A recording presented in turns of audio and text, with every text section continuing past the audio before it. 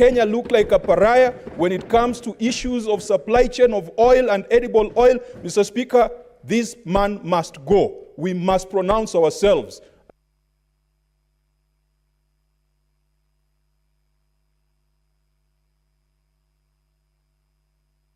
Senator Kathuri. Thank you, Honorable Speaker, for this opportunity also to give my comment on this irritating behavior of the CS for public service. Honorable Speaker, the process going on in this House is very, very important for the people of Meru who I represent in this House, Mr. Speaker.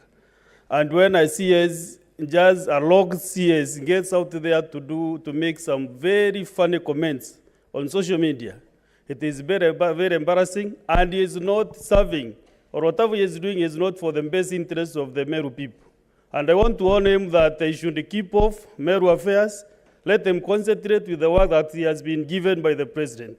Otherwise, Mr. Speaker, I will request actually on this matter, the other majority leader on the other house to actually start processing an impeachment motion to this CS. And Honorable Speaker, on this matter, as Honorable Kajanga has put it, after this process is done, I would request that Moses Kuria is gone back to this House, is brought before us so that we can discipline him.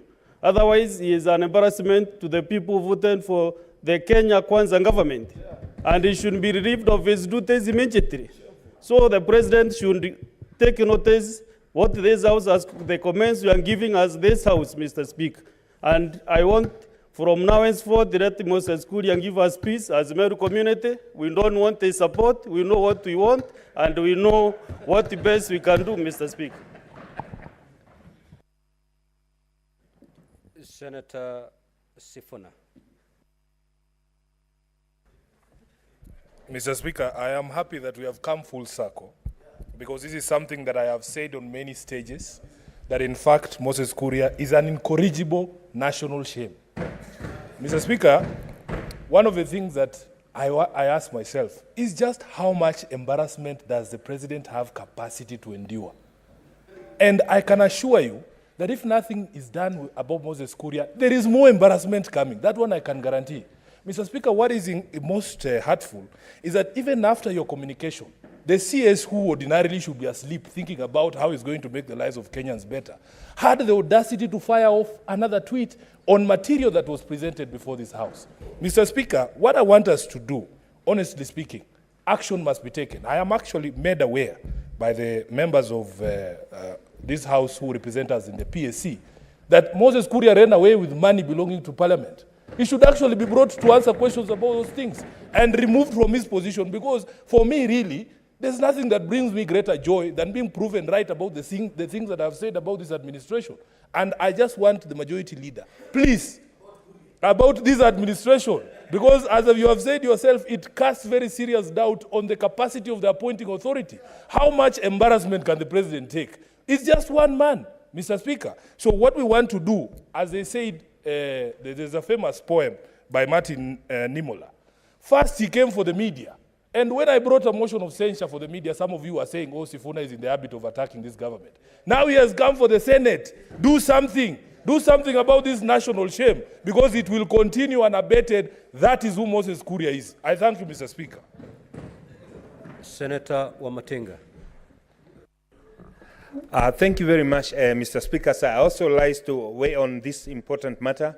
Mr. Speaker, sir, it is time that we as a country would stand up and be counted with one voice and tell the President that he should not be held hostage by some of these log ministers he has appointed to the government. Mr. Speaker, sir, at this time when Kenyans are suffering from high cost of living, the least that we need are these ministers who cannot even pronounce them to the policy direction, but instead they take it to the tweet and the media to actually abuse and belittle this House. Mr. Speaker, sir, I do join ranks with my colleagues. It is the high time we tell the president he must put the house in order. Some of these cabinet secretaries, Mr. Speaker, they are a big shame to the nation. The only thing that they can do, Mr. Speaker, when we complain of high cost of living, they tell us to go and dig our wells to produce our oil. Mr. Speaker, sir, it is unacceptable. And I would want to put it in no unmistakable terms. Central region is no shortage of intelligent people who are capable of learning the docket that Kuria is learning, and he should be shown the door as early as today, Mr. Speaker. We have the power, Mr. Speaker, to tell the president that indeed such a CS like Moses Kuria should be fired, if not yesterday, today in the morning, Mr. Speaker. It is a great shame to this House and to the nation indeed that someone at the middle of the night, instead of addressing the pertinent issues that are confronting Kenyans, he would take with a cup of, Mr. Speaker, sir, he should be fired. Senator Onyonka.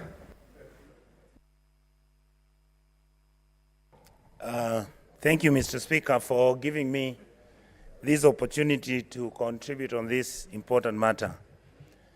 Mr. Speaker, I just want to generalize my comments because there's an observation I have made.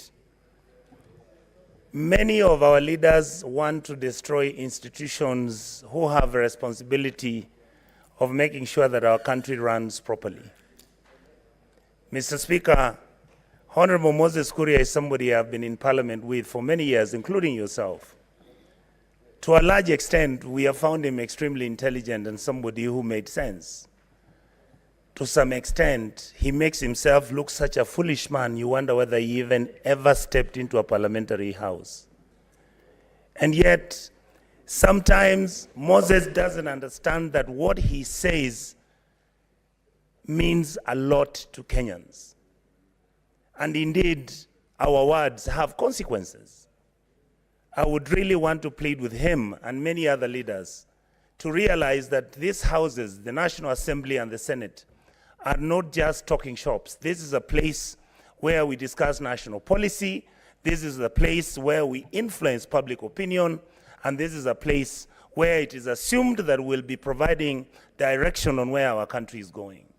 I really would like, Mr. Speaker, to plead with anybody who knows Moses like I do and many others. We talk to him and tell him that he has to up his game. At this rate, all of us are going to become his enemy. Thank you, Mr. Speaker. Now, honorable senators, we've done 3 senators each from each side. Now, honorable senators, this cannot be a house of lamentations. This is a house of action.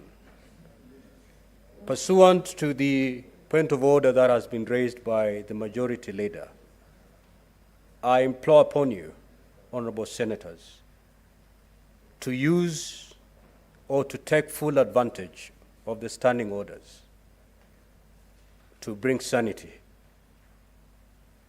to some of these CSs. You have the power under the law, more particularly under standing orders, to deal with the kind of behavior that you're complaining about. So, honorable senators, if you feel indeed that the behavior of the CS is unbecoming, then invoke the relevant standing orders. If you listen to Senator Kajwang carefully, you may not be able to have that latitude to make a final resolution to send the Honorable CS home. But your recommendation to the other house will have a lot of weight. So kindly take full advantage of our standing orders and stamp your authority. Clerk, call the next order. Order number 2, hearing and determination of the proposed removal from office by impeachment of Honorable Kawira Mwangaza, the Governor of Meru County. Now, honorable senators and the parties to this matter, we concluded the case of the County Assembly yesterday.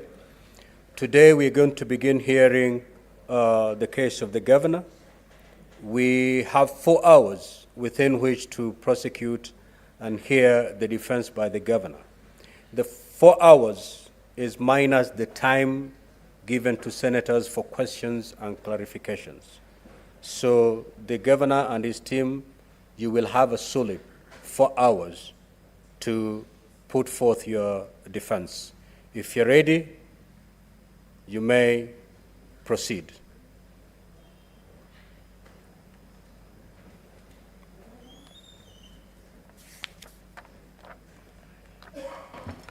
Thank you, Mr. Speaker, sir, and honorable members of the Senate.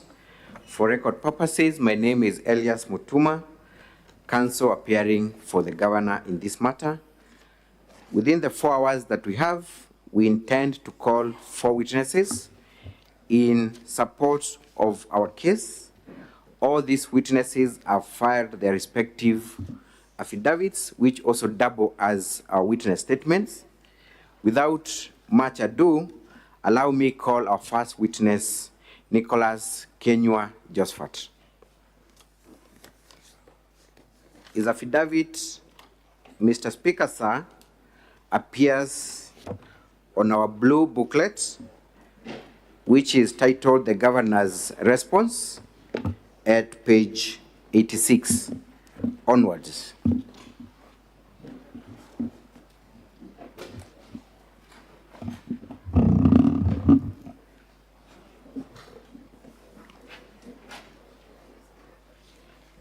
You have 2 booklets, one big, one small. It is the smaller one.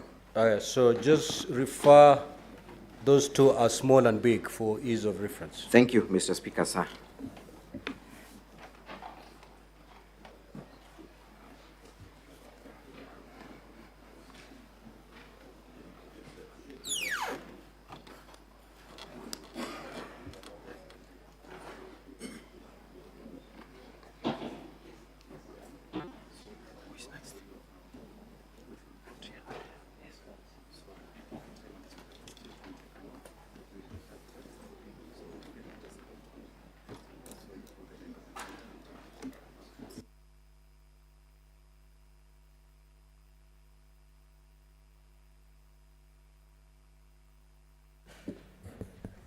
Kindly swear the witness.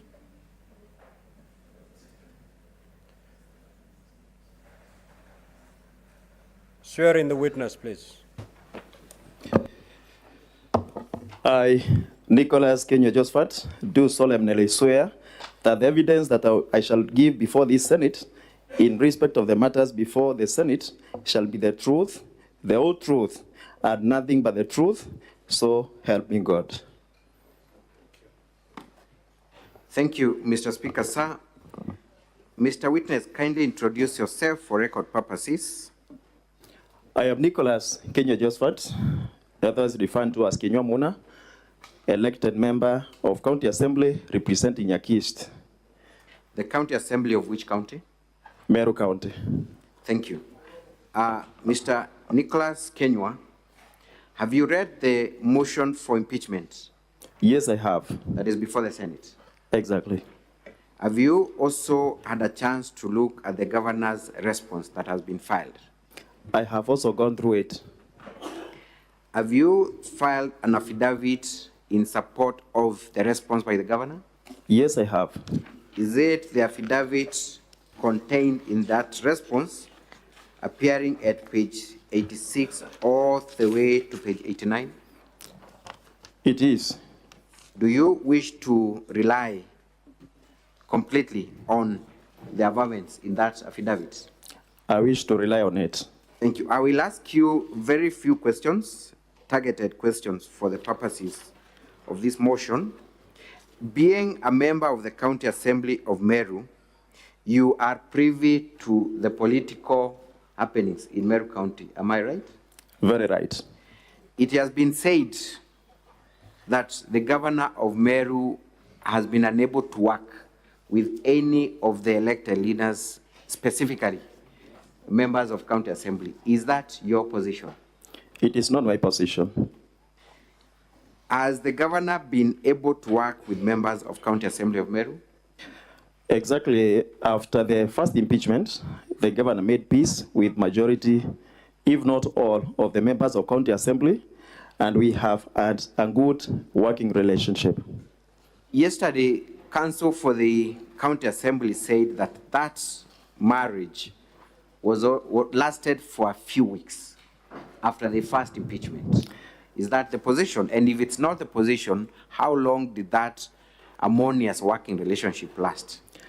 I can confirm that we have been having a good working relationship with the governor after the first impeachment. It cannot be said that it lasted for a few weeks because it has been so until mid-September when cracks and crises were introduced to the members of County Assembly. You allude to cracks and? Cracks, wars, incitements. Were introduced to members of County Assembly? Exactly. Who introduced these cracks to the members of County Assembly, to the best of your assessment and knowledge? Much of what happened and what has brought us here is incitement to the members of County Assembly, mostly by members of Parliament, that is members of National Assembly, as well as other political leaders in Meru who may not be elected at the moment. Thank you. You have had a chance to look at the motion for impeachment. Yes. Do you believe that the governor is guilty of any of the charges that she is facing? I'll say not guilty. Why do you say so? Simply because if you look at the allegations, many of them do not impute any wrongdoing on the governor herself. At the same time, I know the decision of the County Assembly of Meru, through 59 members, to impeach the governor cannot be termed as what was their own decision at their free will. There was incitement, there was coercion, as will be demonstrated later. Thank you. Let us actually demonstrate that right now. You're saying that the County Assembly of Meru did not exercise their mind fully in interrogation of these issues, that they were acting on intimidation and other forces. Kindly explain that to the Senate. I'm saying the members were not freely exercising their decisions because some were coerced by political parties that they serve through their leaders. Others, it was a kind of a campaign where some of the MCAs were promised that if the governor goes and the deputy governor takes the seat, there will be the doubling of one development fund from the current 15 million that is given by the governor to 30 million. And that one brought some sense of excitement among the members, as well as pushing them to impeach the current governor. Mr. Nicholas Kenywa. Yes. Were you at any point approached and given an incentive to support the motion for impeachment? And if so, what was the nature of that incentive? Now, one of the incentives to impeach the governor was the promise that once she goes, the One Development Fund will be doubled from 15 million to 30 million. Of course, there were other inducements, like some MCAs being promised that there will be CEC members in the executive once the governor goes. Some of them were promised to be chief officers. Honorable witness, listen to your counsel and answer his question. Thank you. The question was very specific. Were you approached and given any kind of incentive? And if you are, what kind of incentive? That was the question from your counsel. Yes, I was. By whom? Who approached you and what kind of incentive were you given? Some of the incentives was monetary inducement. By whom? Who approached you? Now, one of the person who was sent to offer monetary inducement was a friend of mine known as Kemadi. He told me that he has been sent. If I accept to send away the governor, I can get an amount. Let us go to paragraph 7 of your affidavit. You make certain allegations there. Kindly substantiate what you mean. You said paragraph 7 of your affidavit appearing at page 87. I can confirm that the Deputy Governor also called me and several other members of the County Assembly where he sought my support in the impeachment of the Governor, and in return, he would double our warrant development fund from 15 million to 30 million. Is it your evidence before this Senate that the Deputy Governor of Meru actually called you in person? Yes, it is. For your support in this impeachment motion? Yes, it is. Is it also your evidence that the Deputy Governor of Meru issued a specific incentive of increasing the ward development fund from 15 million to 30 million as an exchange for your support in this impeachment motion? I can confirm the same, not only to myself, but to other members of the County Assembly. It was a promise. Did you accept the incentive? Personally, I did accept it. I took it to be... Did or did not? I did not. You did not? I did not accept it. Yes. I took it to be a mere campaign promise that may not materialize, knowing the kind of finance you are getting from the national government as a county. Are you aware if any of your colleagues at the County Assembly accepted the incentive? Majority of them bought the idea, and within the conversation in our circles, you can hear that they are convinced if the governor goes and the deputy governor assumes office, this one will materialize and it will be to their benefit. You talk about conversation in your circles. What circles are these? Normally, you know, we have formal and informal talks as members of the County Assembly. We are friends with some of them, and so that's what I mean by circles. Let us go to the issue of threats, because that is about the incentives. Are you aware of any threats that were issued for people who were not in support of the impeachment? Many members of County Assembly, once they offered to resist the move to impeach the governor, were threatened to be de-whipped from their political parties, to be removed from the House committees, and they didn't. We have two who were removed from those committees as a result of their stand not to impeach the governor. Who were these two that were removed and whipped? One is Honorable Frinda Naitogitobu, who is a nominated member of UDA. The other one is Ruth Kananu, who is a nominated member of Devolution Empowerment Party. Has Honorable Naito sworn an affidavit to support those allegations? Yes, she has. Have you seen that affidavit? Yes. Is it the affidavit contained in the governor's response, a smaller booklet? Are you able to trace it from your booklet? I'm looking for it.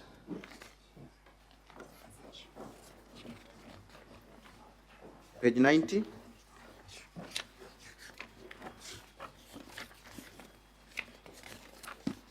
Yes, I'm there. Page 90. Is that the affidavit of Honorable Frida Naito Getobu? Yes, it is. Does it confirm that she was de-whipped for lack of support of the impeachment motion? Yes, she has confirmed via her affidavit.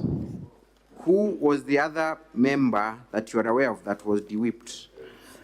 Ruth Kananu, nominated member of Devolution Empowerment Party.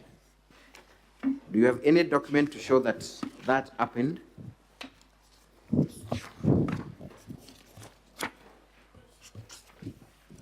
You have not attached any document, right? No document attached. But that is your testimony that indeed she was also de-whipped. She was de-whipped. Let us go to my last question. Actually, second last. So then you did not vote for the impeachment of the governor? I abstained. You did not? But? You abstained? I abstained. Were you in the floor of the House when this motion was being discussed and voted? I wasn't present. You were not present? Yes. Why were you not present in the floor of the House? Now, the moment it was well known that me and some other 9 members, making it a total of 10, will not impeach the governor or vote for the impeachment motion, the atmosphere was highly charged outside the precincts of the county assembly. There were some goods that were under instructions not to let us in, and when one of us attempted to get there, that is Honorable John Moguna Thurandira, he was seriously assaulted at the gate of the county assembly of Meru. And that one instilled fear to the 10 of us not to get into the county assembly of Meru on that particular day. Thank you. Let us go to the last question. There was a ceremony that took place at Nchero where members of county assembly were in attendance. Yes. And were hosted by the Njorincheke. Yes. Do you know what transpired in that meeting, and do you know what dates those were? The meeting was first fashioned to be a tree planting exercise where the whole county assembly was invited. Majority of the county assembly members attended the meeting, but it turned out to be an oathing ceremony where the members of county assembly were threatened with the dire consequences in case they never accepted to impeach the governor of Meru. You talk of dire consequences, and I believe you are fluent in the Meru dialect, right? Yes. That oath was administered in the Meru dialect? It was. What were the specific threats of dire consequences for those who withdraw support for the impeachment? Now, the members were summoned in front of that gathering, and one of the Njorincheke elders was heard telling them, "Oreo kumenya agachoka na nyuma, oreo kumenya agachoka na nyuma, akeja kunywa muma, kana akeja kiri untobobo." Meaning, if you know as a member that you retreat from this cause, then you should not be part of this. And then the members, an oath was administered. And you know, majority of the members of county assembly are not members of Njorincheke. Maybe they would fear the consequences because they don't know much about it. And that was one of the elements of coercion in this impeachment process. At this moment, I would like you to look at one of the videos, KMV7. Kindly, can we play KMV7?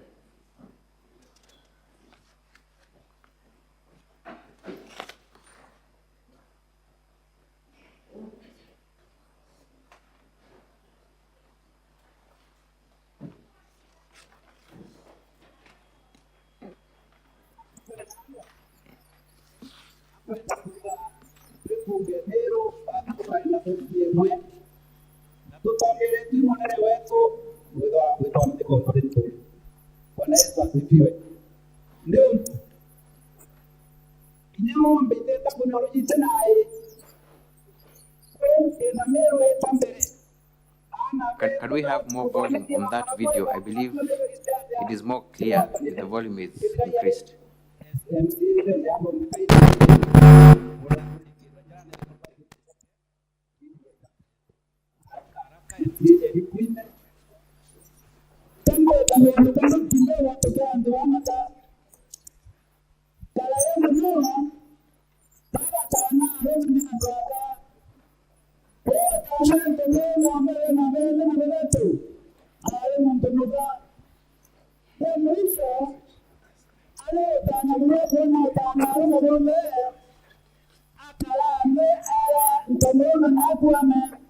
Honorable Speaker, this video is not very clear. The one we supplied was quite audible.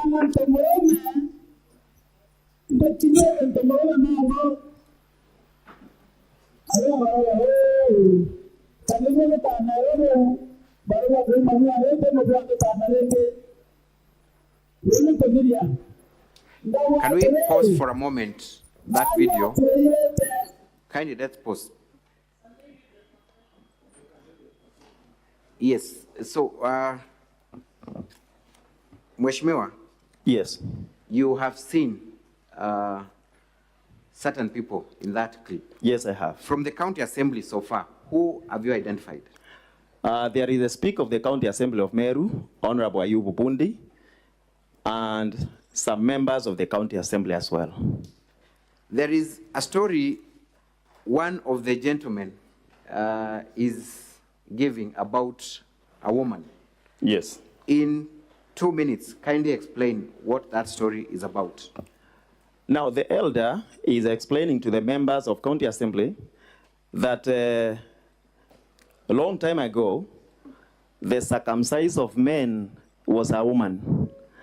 And the woman would literally sit on the men. And I think that was a language that was being brought, to targeted to the governor. That is, they wanted the members to understand that the governor is literally sitting on men in Meru County. Let's proceed watching the video kindly.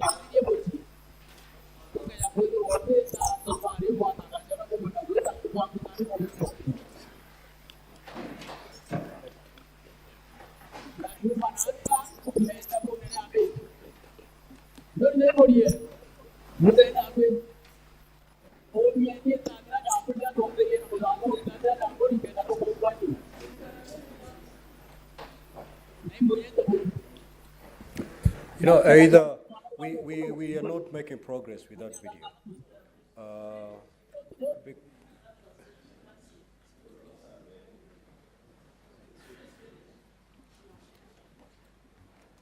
Kindly proceed and tell us what is being said.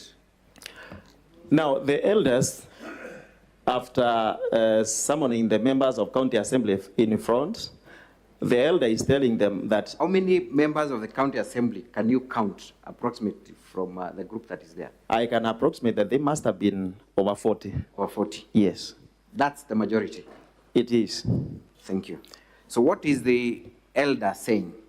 They are being told, if you think you will retreat from this course, by the course you mean the impeachment of the governor, then you should not come for the oathing, simply because a curse will accompany you and your family, and you forget about the Meru leadership.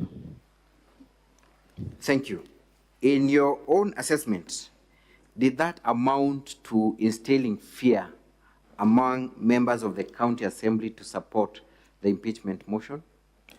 From what I know about Jorin Cheke and its stature in Meru community, as well as the oath itself, how it is respected and feared by members of Meru community, that amounted to intimidation. It amounted to coercion. It amounted to instilling fear in the members of the County Assembly. Lastly, this event was conducted on 14th of October 2023. Am I right? Very right. By this time, the mover of the motion had not introduced the motion in the House. The mover had not introduced the motion, and the motion was not even known by its content to the members of the County Assembly. So it is your testimony that these members were being asked to support an impeachment motion that they had not seen? They were being mobilized so that by the time the motion comes, they will be ready to impeach the governor. And the oath was for them to take a stand even before Yes, the contents of the motion were known. they were being mobilized in advance, even before the content of the motion was explained to them. That's all for this witness, Mr. Speaker, sir. I leave him for cross-examination.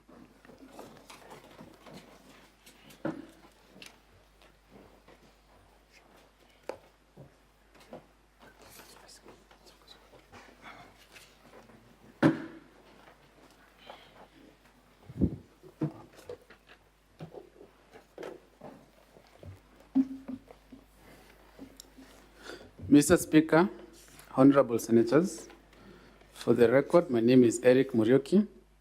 I will be taking this witness through cross-examination. Honorable Josephat Muna, Yes. let us start from where your counsel has left off. You will confirm that from the video that was played, the captions are not part of the recording. They are introduced by the governor, or that they are her own translation. Being conversant with Meru language, I can confirm. That is not what I asked. You will confirm that the captions were not recorded with the video. They were introduced later. Yes or no? No.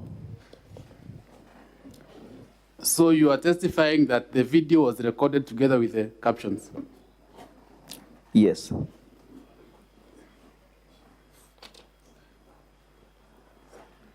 You will also confirm that there is nowhere in the video where impeachment is mentioned. Impeachment is being figuratively referred to as Is it discourse. mentioned or not mentioned? Not expressly. Thank you. On your affidavit,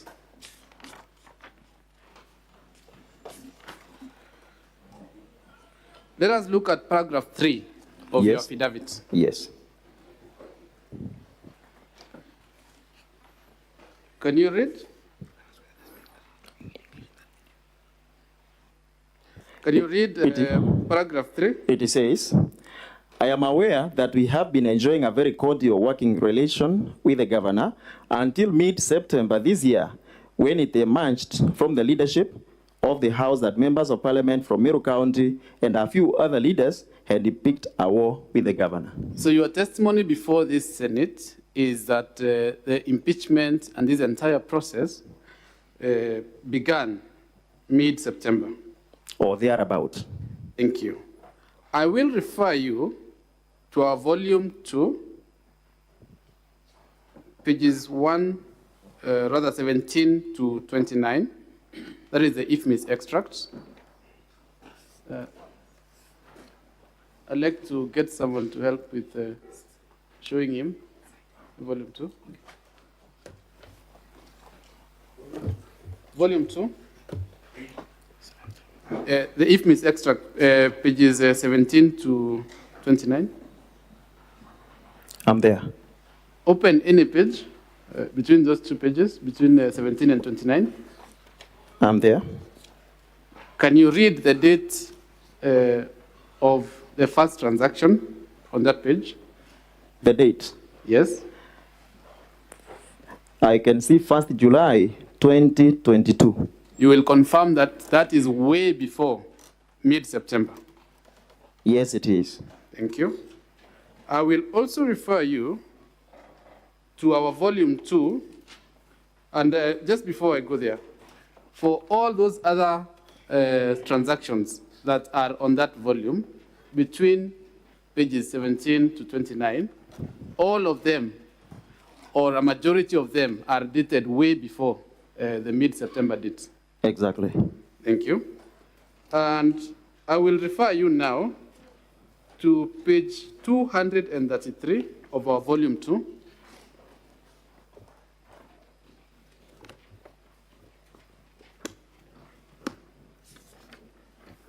I'm there.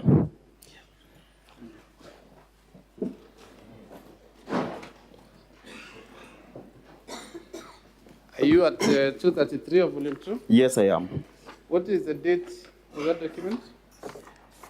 The letter is dated Friday, September 1st, 2023.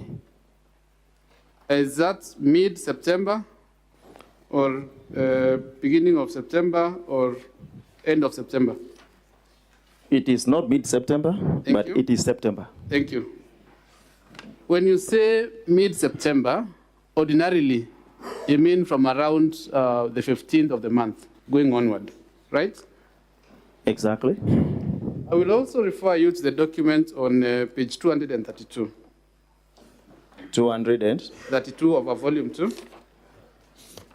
I'm there. What is the date? Dated Wednesday, August 30, 2023. You will confirm that that is way before the mid-September you allege is when this entire thing. Way before, but thereabout. Thank you. Thank you. I will refer you to page 226 of our volume 2.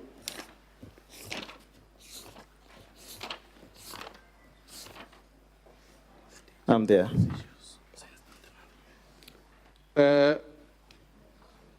First of all, what is the date of that document?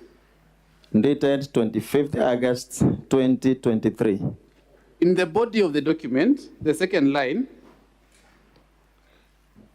it reads, I hereby write to inquire if there have been any Meru County cabinet meetings after the last one I attended on 29th May 2023. And you will confirm that 29th May 2023 is way, way before the mid-September. Exactly. Thank you. Not to belabor the point, the order on page 416 of our volume 2.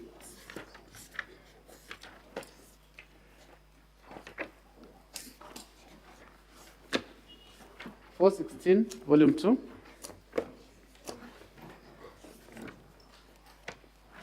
I'm there. What is the date of that order, sir? The date can be found on page 417. That is the next page. Yes, dated 7th October 2022. You will confirm that is a whole year. It is. Before the date that you're alleging is when this thing was started. Yes. Thank you. And the ruling on page 417 to 439. Yes. Rather, before we go there, let us go to page 155 of volume 2.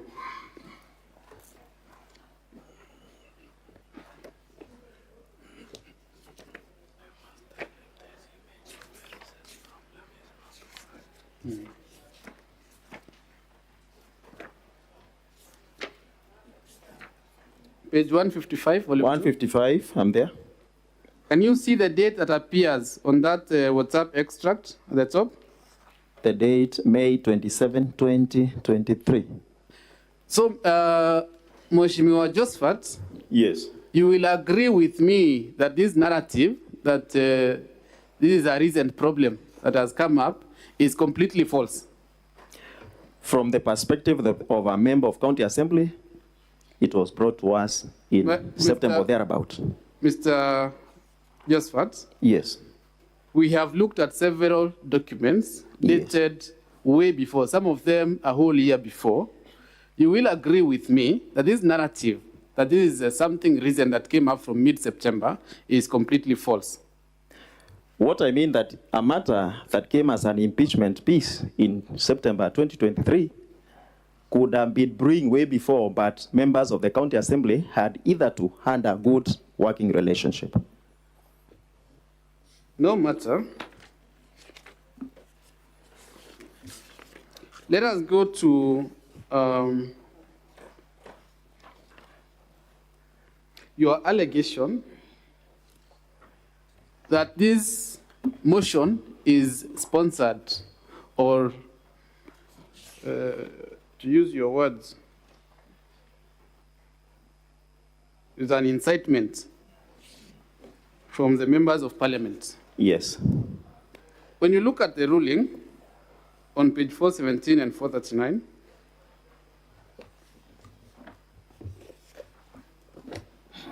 between 417 to 439, the ruling that is dated 29 September 2023,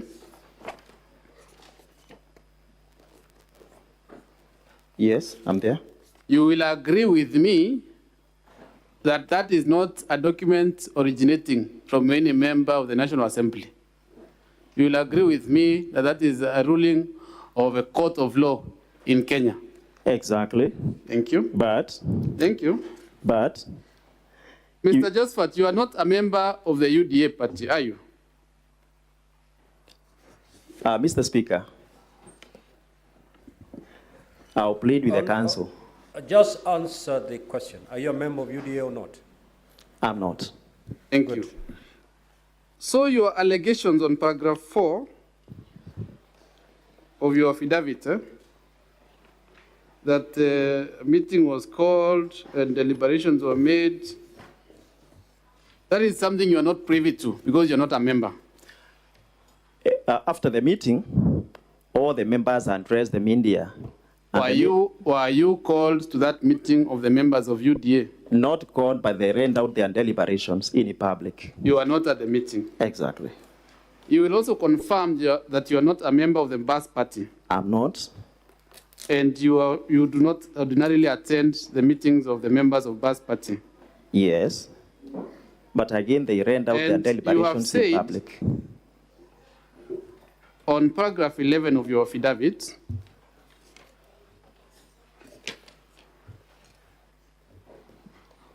you allege that you know the reasons why a party or parties that you are not a member to chose to discipline their members. That is what you have alleged on paragraph 11. Exactly.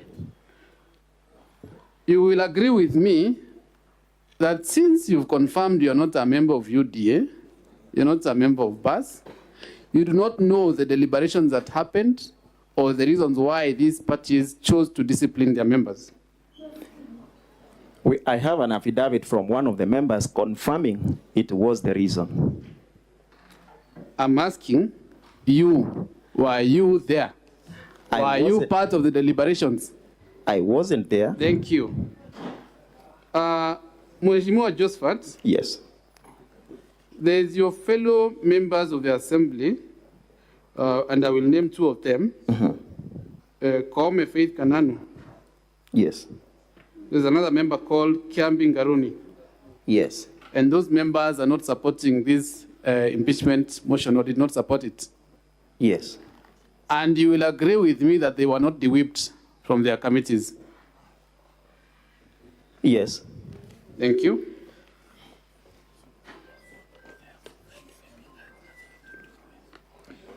So, Mr. Mheshimiwa Josephat, it must follow, therefore, that the de-whipping you talk about on paragraph 11 had nothing to do with supporting or not supporting the motion. I'll leave that to the discretion of the senators.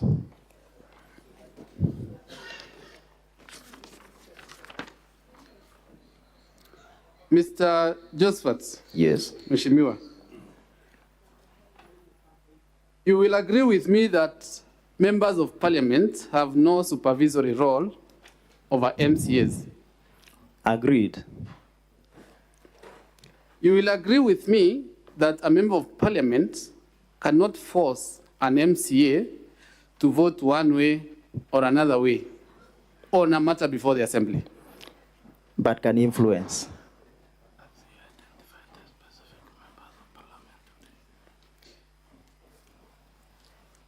Mr. Josephat, ultimately, every MCA is free to make their own choice in the assembly, right? Right. Thank you. Have you identified the specific members of parliament that you say influenced or forced you or your fellow members? Yes, I have. Yes. Which paragraph of your affidavit? Not in the affidavit. Thank you. But one of them was here yesterday as a witness. Which paragraph of your affidavit have you identified those members? None. Thank you. On paragraph 8 of your affidavit, are you there? Yes, I am. You say you received calls from other leaders within Meru to support the impeachment motion in order to restore dignity and respect of Meru as a county, right? Exactly. Have you adduced any evidence to show that you indeed received these calls? Not contained in this document, but factual. Have you disclosed the maker of the said calls in your affidavit? Not in the affidavit. Have you attached any call log or any screenshot to show that you indeed received these calls? Not attached. Thank you. You have talked about incentive of 15 million being increased to 30 million. Yes. Have you provided any evidence that any member was offered, let alone accepted, this incentive? I have not provided. Thank you. Let us go to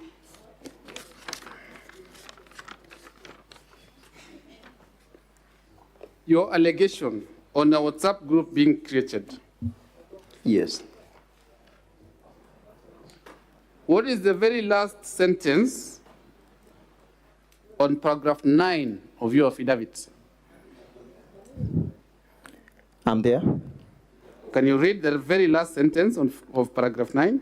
A WhatsApp group to organize and discuss the impeachment was formed in which we were left out. You were left out. Yes.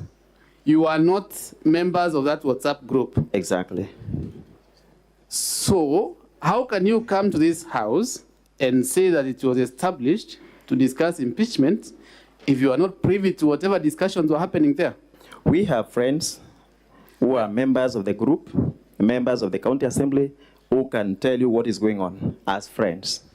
And have those friends produced any screenshots or No. any evidence? No. Thank you.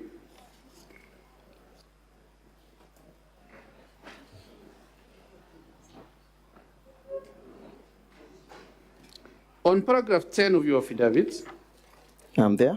you talk about several meetings. Have you provided the dates, venues, or minutes of those meetings? Not provided. Thank you.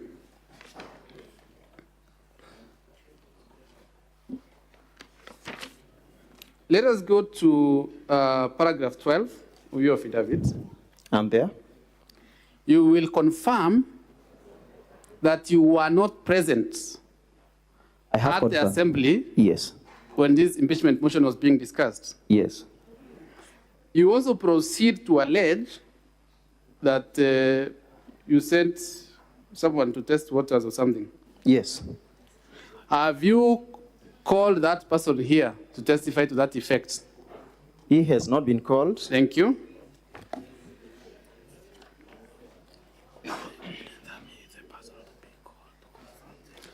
Wouldn't that person have been the person to be called to confirm these allegations? We have the OB through which he reported the matter. Has it been produced in your affidavit, sir? No. Thank you. In that, I find this paragraph 12 of your affidavit very interesting. Yes. How many members of the assembly are there, Meru County Assembly? 69. 69. Yes. How many members were present during the discussion of the motion? 59. And in paragraph 12, the very last sentence of paragraph 12, can you read it for the Senate? We ended up staying away after 10 members, away the 10 members, after the others and they carved into intimidation and crossed over. So it is your testimony that 10 members stayed away? That is correct? Yes. And 59 members were in the house? Yes. So this allegation that there was someone who was sent and got beaten and whatnot and other stories is just a fabrication. It's not a story. Mr. Muna, mathematics tells me that 59 plus 10 makes 69. Exactly. If 10 stayed away and 59 were in the house, where is the extra 70th member coming from that is being sent to test the waters? Extra what? The 70th member that is being sent to test the waters. Mathematics also informs me that one was out of the 10. He was beaten, he didn't get in. That makes them 10. 59 plus 10 is 69.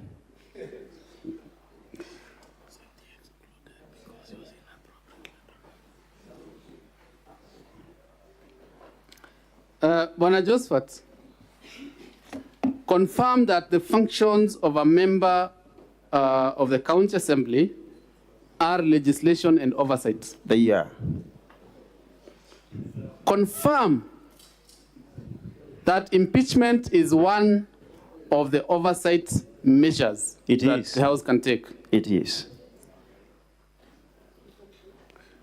Confirm that there is no member of the National Assembly who has a vote at the county assembly. Confirmed.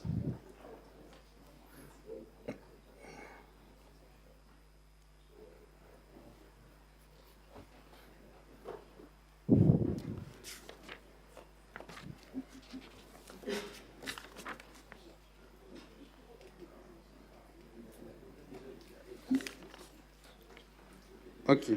My second last question to you, Bwana Muna. I want you to look at our volume 4.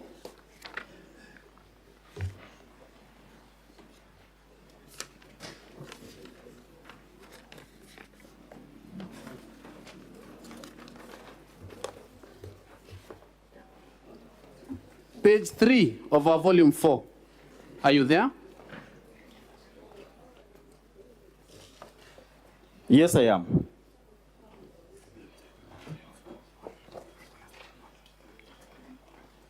Are you there? I am. Confirm that your name appears on that page. It does. What number is your name? 59.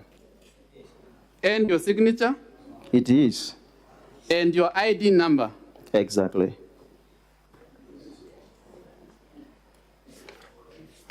Bwana Muna, in accordance to your standing orders,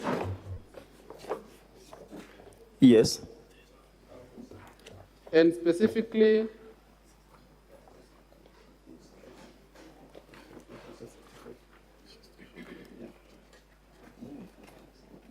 just give me a moment, when I speak, I'm sorry.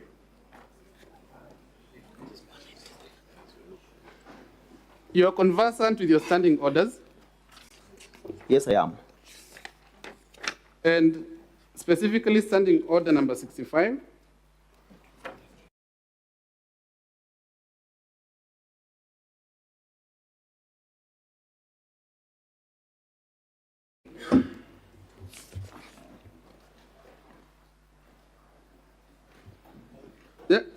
That is where standing order number 65 starts. Yes. I want us to go to page 265, I'm there. and I want you to read for me standing order number 65-4. 65-4.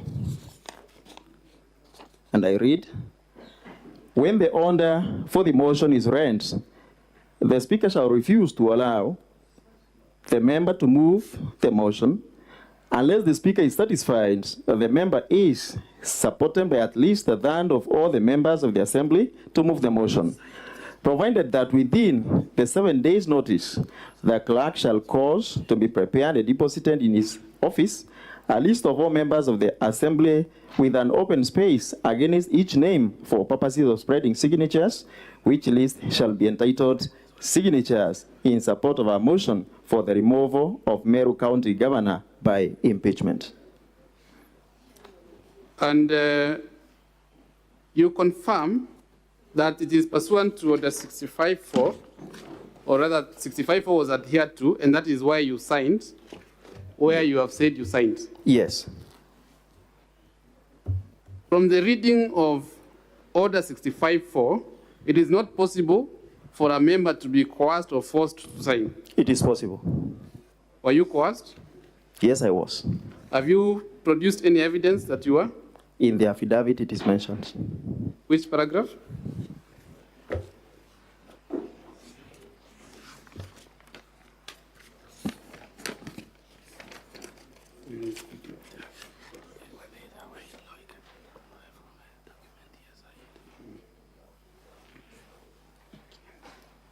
Number 6.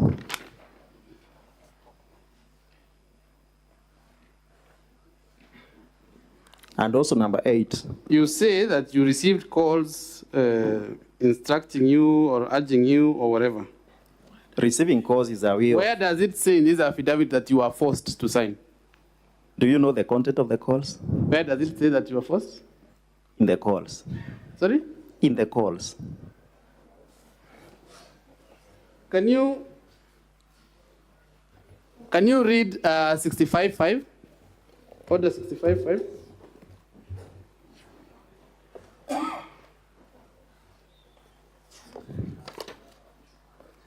(65.5) and I read, any signature appended to the list as provided under paragraph 4 shall not be withdrawn. Are you aware, sir, that you cannot run away from a document that you have signed in law? Yes. Are you aware, sir, that a signature appended under Order 65 cannot be withdrawn, just like you've read? Yes.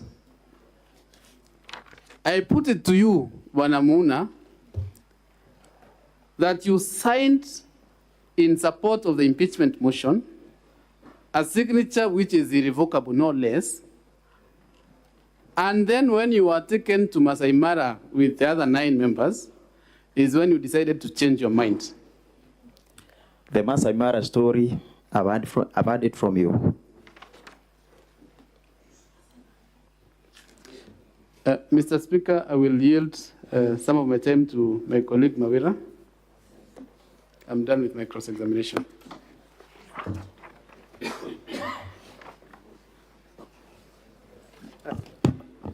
Honorable Speaker and the Honorable Senators, my name is Mawira.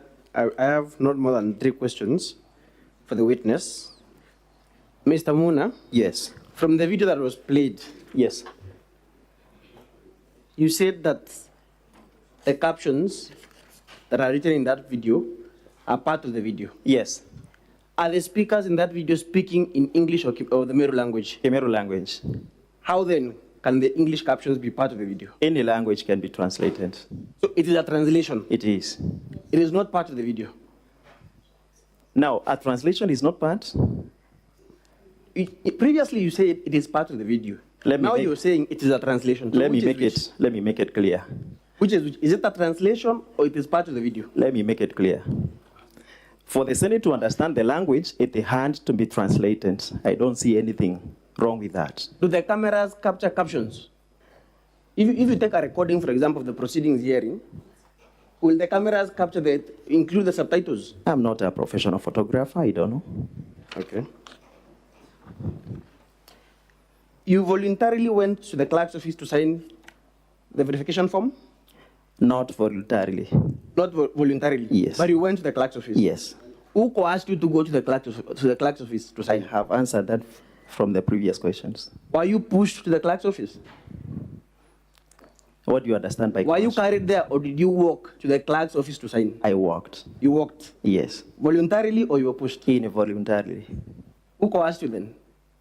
I've seen there were calls. You were coerced by a phone call to go and sign? You can. And you say that you represent the people of, is it Ntimawa Nyakist? Nyakist. So your people should believe you to say that you were coerced through a phone call and that independently you cannot make a decision on your own on whether to sign or not to sign. Bwana Counsel, we have seen politicians dying in the course of duty. Do they die voluntarily out of politics? No. You will confirm that nonetheless you signed. Nonetheless, I signed involuntarily. And your signature cannot be withdrawn. It can't. Okay.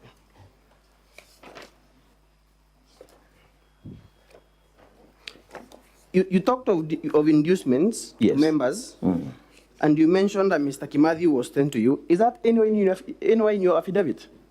It is not. It is not in your affidavit. Is this Masai Mara trip that you went to part of the inducement that was offered to you? I have earned it from you. Very well. That is all in cross-examination, Honorable Speaker. Thank you, Councillor. The Council for the Governor, do you have any re-examination to do? Yes, I do, Mr. Speaker, sir. Very few questions for this witness in re-exam. I want you to confirm that you understand the Meru language being your mother tongue. I do very well. Very well. So, despite the subtitles and the translations, Yes, even without them, you are able to tell the Senate what was said. exactly. What you confirmed to have been said is the exact words that were uttered by the people we saw in the video? I'm saying what is being uttered there is completely what is in the translation. Thank you. You have been told that you've been given an infamous message that appears at page 17. Yes. Do you still have that? It was in volume. I believe it's volume 2. You have been told that Yes. transaction confirms that the governor conducted some violations before Yes. August. Yes. Kindly, I want you to look at the specific item that you referred to, appearing as page 17. Yes, I'm there. Can you see it? Yes. Read for us the date. It is dated 1st July 2022. 1st July 2022. Yes. Was Governor Kawira the governor by 1st of July 2022? No. Is that an issue that can be attributed to her? No. Thank you. And in any case, Mheshimiwa, what you're testifying is as to the good working relationship with the governor. It is. Was that your testimony? Yes. And how long did that good working relationship last, to the best of your assessment? It must have lasted somewhere between February this year up to September this year. That is a period of 7 months. Thank you. You are also not a member of BAS or UDA. I'm not. But how did you come across information that members of these two parties had been de-whipped? It was communicated in the county assembly through the normal sittings. Were you present when that communication was done? I wasn't, but Frida Naito, Honorable, told us that it has been communicated. Are the records of the House accessible to you? They are. Once a communication is done in the House, is it information that you can access? But when this honorable member, nominated UDA member, was de-whipped, they refused to give her the official document to show that she has been de-whipped, but she was removed from committees and replaced as the vice chair of the water committee. Was that communication done to the county assembly of Meru? It was done, but no official document was given to her for fear that it will be used as an evidence in this Senate. It was also your testimony that you got instructions and coercion on phone. Yes. Compelling you to tender your signature in Yes. support of the impeachment motion? Exactly. Did you eventually exercise your free will by withdrawing from the support, by not voting or absconding from voting for the motion? I would have voted in support, not supporting the impeachment that day, but me and some other 9 members could not access the county assembly of Meru simply because the atmosphere was changed and goons were hired to harass us. You have been told about a Masai Mara trip. Yes. Are you aware of any Masai Mara trip? I've heard it from the council here. Did you go to Masai Mara? I didn't. Thank you. Mr. Speaker, sir, that is all for this witness. Unless honorable members have a question, I would be glad to call my next witness with your guidance. Now, honorable senators, we have about 5 minutes to seek clarifications or questions from this witness. Honorable Karungo. Thank you very much, Mr. Speaker. Mr. Kinyua, I know at the County Assembly of Meru, there are 3 modes of voting.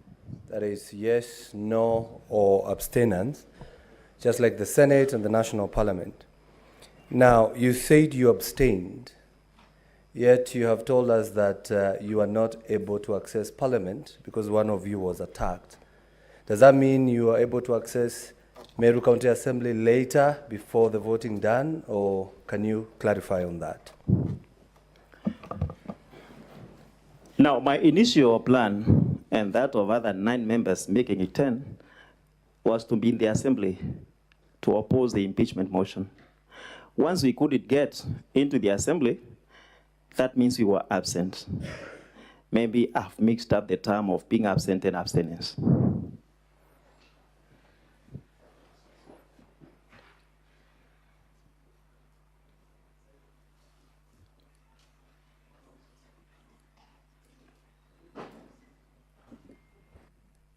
Senator Enoch Wambua.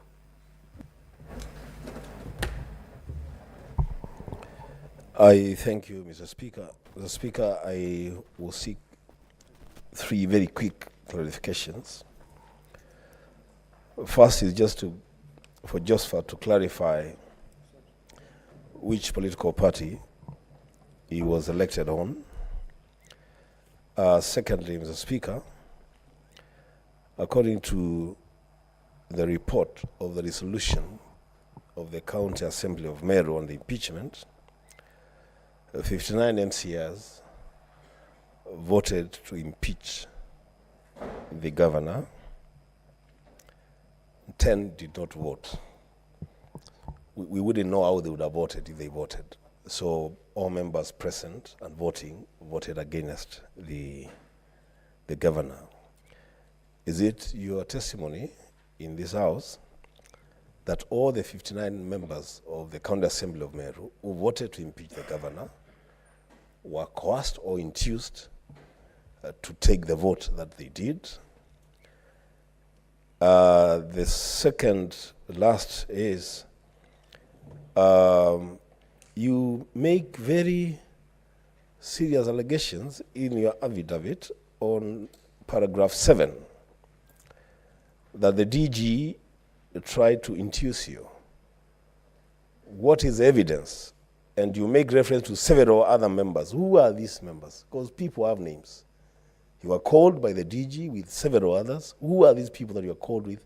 And where's the evidence that he tried to induce you? Because these are serious matters you're dealing with. I thank you, Mr. Speaker. Mr. Speaker, honorable senators, I am a member of Party of National Unity, PNU. Now, when we say that 10 were not, could not access the presence of the assembly, I mean, were they to be there, I believe they would have voted otherwise.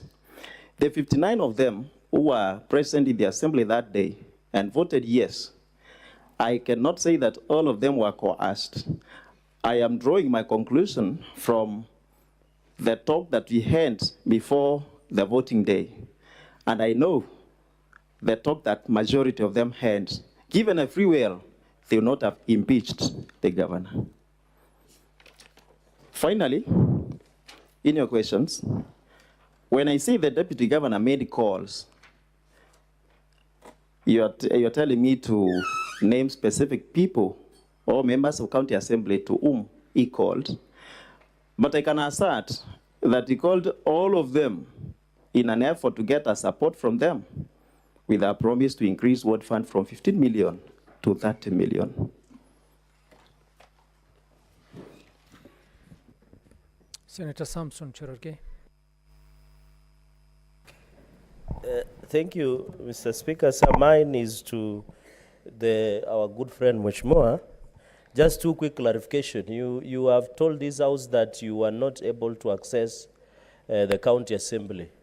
Did you report to any police station, or do you have evidence to that effect, including the phone calls? If you can table. Finally, I can see your signature is number 59. And in Standing Order 65.5, the Meru County Assembly Standing Orders is specific on what you are signing. So, and you have alluded that a number of people were given inducement to, through you, Mr. Speaker, to support this impeachment motion. Is there a possibility that you have also been given inducement to testify against County Assembly? I thank you, Mr. Speaker. Sir. Thank you, Mr. Speaker, honorable senators. First, I have seen that I have OB belonging to one Honorable John Mogunathranira, MCA from Meru, who was assaulted on his way to the County Assembly of Meru. And if allowed, I can give it to this Senate, though it does not form part of my affidavit. Number two, when I talk about inducements to sign, Mr. Speaker, I know exactly what I mean.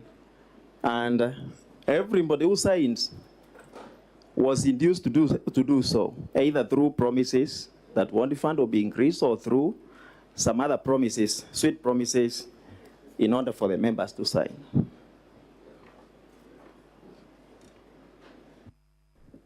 Senator Sifuna. And honorable senators, we only had 5 minutes for clarification. I think the Senator Sifuna will probably be the last question we take. Thank you, Mr. Speaker. My question is to Counsel for the Assembly, my good classmate. Mr. Speaker, I have had to look up the meaning of coercion. The Merriam-Webster dictionary just speaks of the use of express or implied threats of violence or reprisal or other intimidating behavior that puts a person in immediate fear of the consequences in order to compel that person to act against his or her will. The question to the Counsel of the Assembly, is it the case of the Assembly that coercion only means physical coercion, that somebody has to hold your hand to sign? Is that the case that is being presented by the Assembly?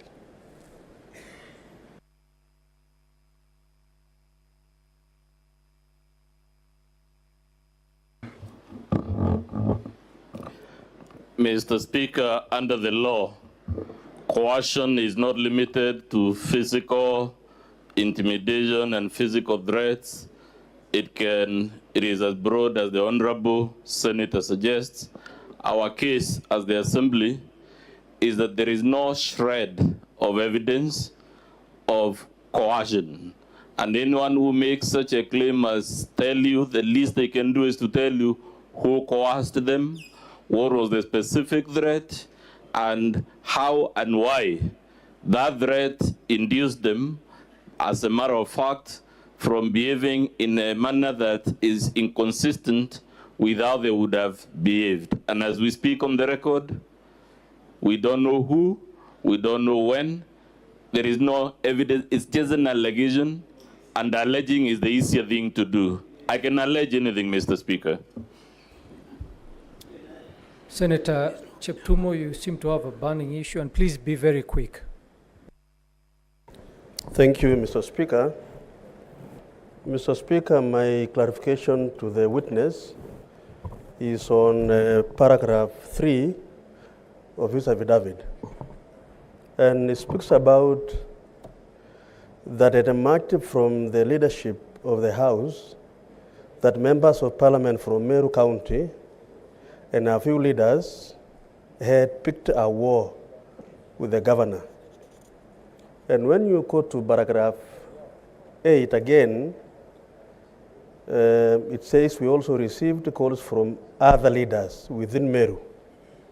Is it your evidence, Mr. Nicholas, that the whole impeachment process is really initiated by forces outside the county assembly, is that your position as per paragraph 3 and paragraph 8 of your affidavit? You need to clarify that for the House.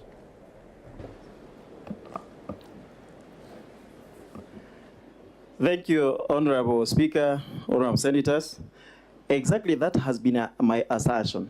And if you look at yesterday's submission, we had a member of parliament who was standing as a witness. There can be no other proof that members of parliament were involved if we don't consider that one of them was here as a witness. Number two, there was a video of Honorable Mporo Abori, the MP for Tigania East, in meetings all over the county, inciting residents against the governor. Why is it that we can accept that they were in public meetings and not calling the members of county assembly or inducing them or influencing them? Thank you. Governor's Council, do you have another witness? Thank you, Mr. Speaker, sir. I indeed do have another witness. His name is Aruyaro Adrian. Sergeant at Arms, can you please show the witness in?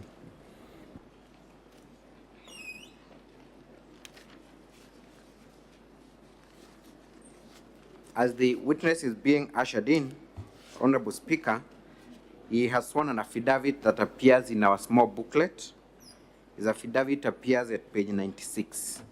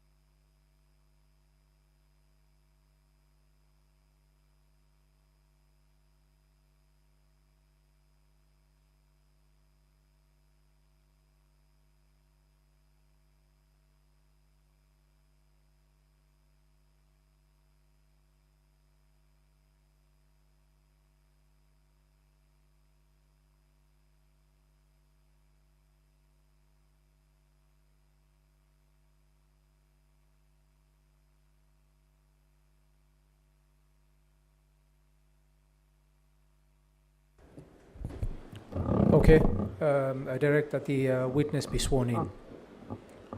Okay. I, Andrian Karicha Aruyaru, do solemnly swear that the evidence that I shall give before the Senate in respect of the matters before the Senate shall be the truth and the whole truth and nothing but the truth.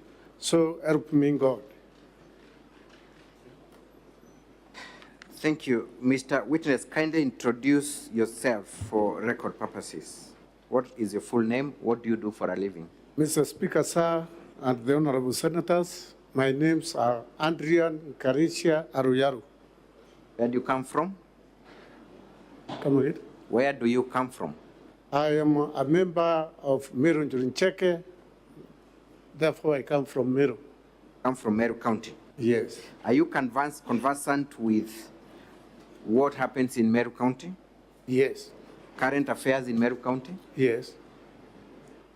You have alluded to the fact that you are a member of Njurincheke Council of Elders. Yes. What position do you hold in the Council of Njurincheke? I am the chairman of 3 sub-counties, that is Tigania West, and Tigania East, and Tigania Central sub-counties.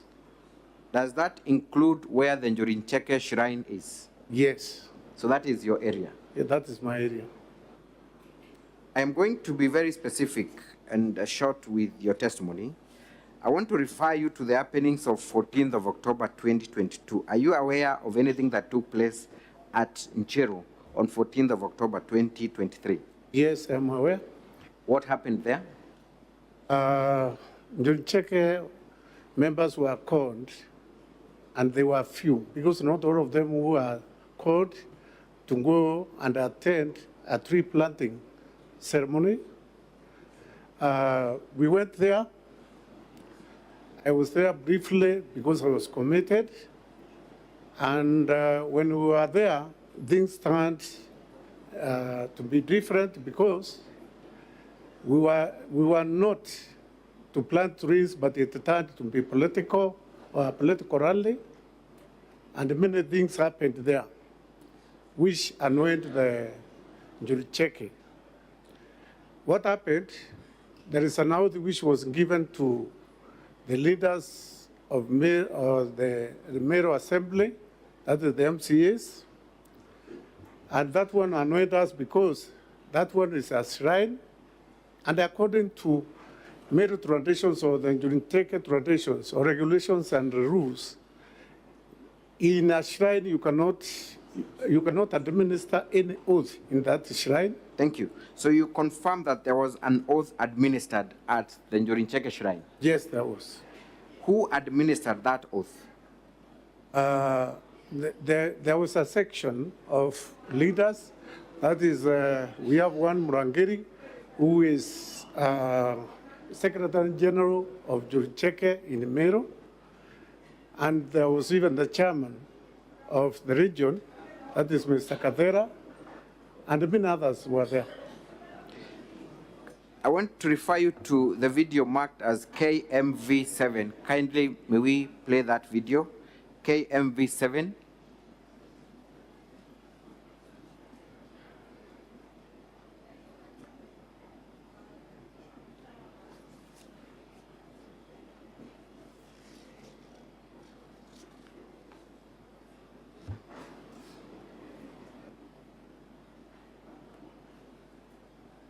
Video KMV7.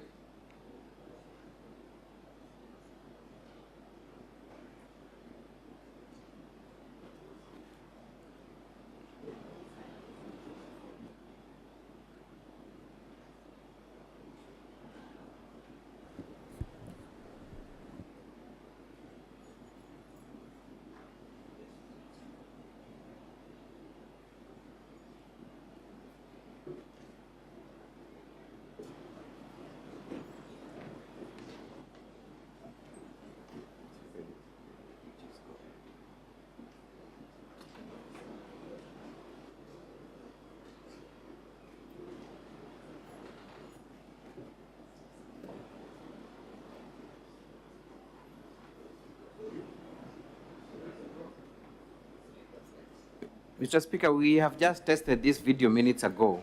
Where's the sound The broadcasting? sound was perfect. I do not know what is happening. Minutes ago, it was working.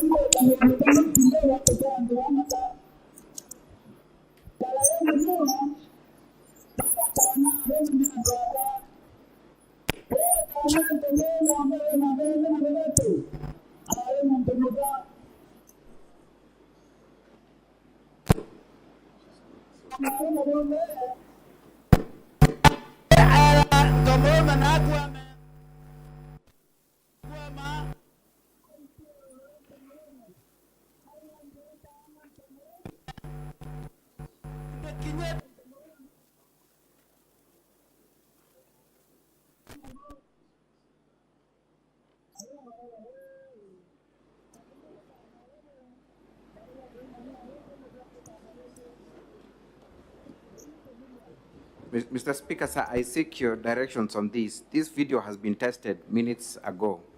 The sound was perfect. Broadcast, I don't know what seems to be the problem, or IT. Is this a video we can actually view?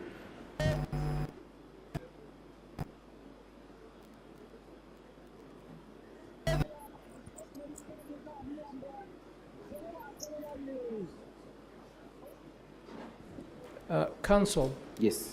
Could you send one of your colleagues upstairs to the broadcast to see if they can sure. work One of on my the video? colleagues has gone up there. Okay. Perhaps we can then play KMV 17 as we wait for that video to be sorted. KMV 17.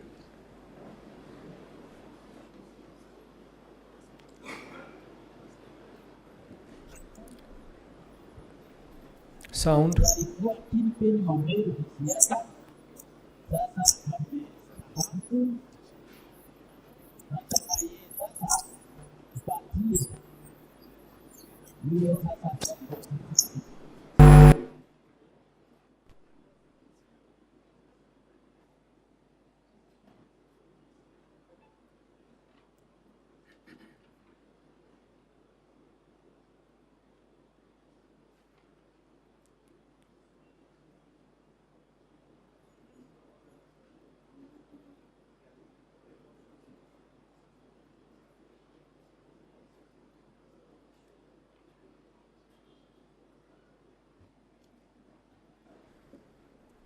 IT, are we going to have a problem with all the videos?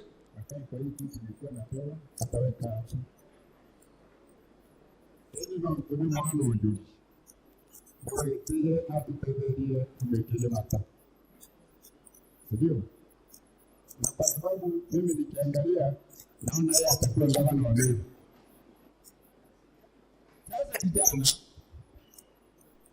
Sasa kijana kidogo ni kijana ambaye anaweza lipa deni ya watu. Anaweza kukalia kitu.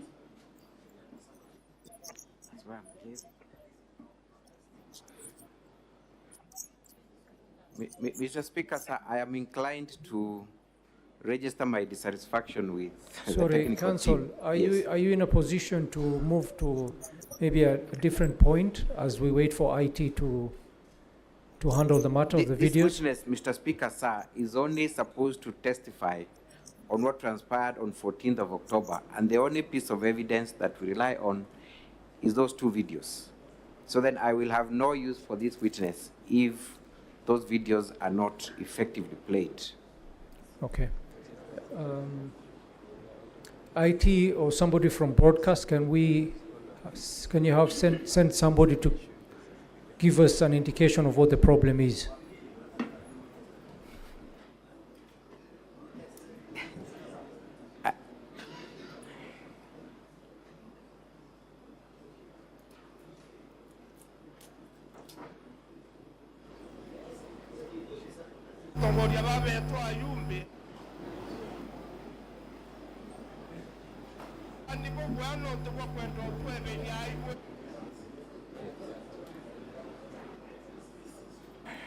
Mr. Speaker, sir,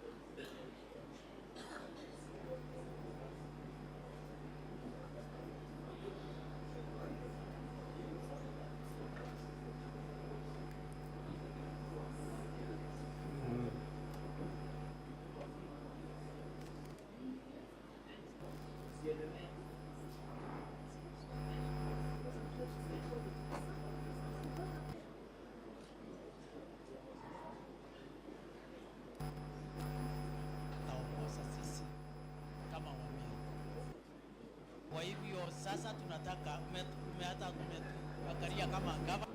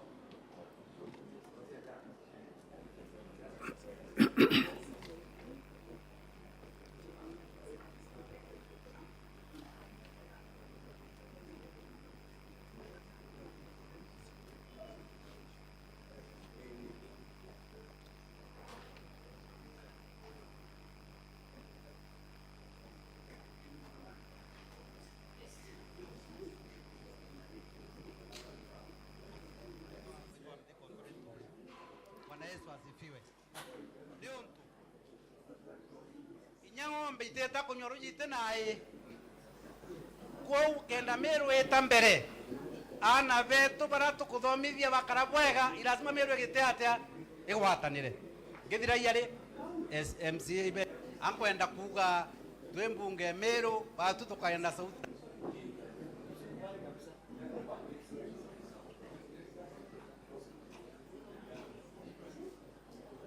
tukwena arua ankwenda kuga twembunge Meru batu tukaenda sauti emwe na tutongere twi munene wetu witwa mthi kontorenturi. Bwana Yesu asifiwe. Ni untu inya ng'ombe iteta kunyorujite nae kou kenda Meru etambere Honorable Senators, ana kindly vetu take your baratu seats. kuthomithia bakara bwega ilasima Meru egite Let's pause the video first. igwatanire.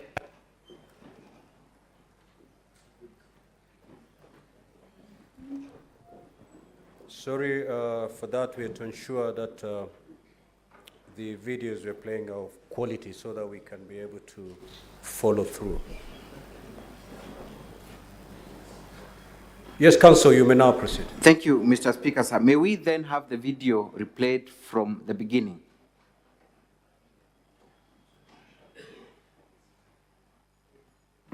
Na antukwena arua ankwenda kuga twembunge Meru batu tukaenda sauti emwe na tutongere twi munene wetu witwa mthi kontorenturi. Bwana Yesu asifiwe. Ni untu inya ng'ombe iteta kunyorujite nae. Kindly pause the video. Can you identify the person making the speech? Yes, that is the Speaker of the Meru County Assembly. What has he just said in that video? He has said that they want a Linda, and that Linda will be Mutekalenture, CS, and Grigasha. Yes. Can we proceed with the video?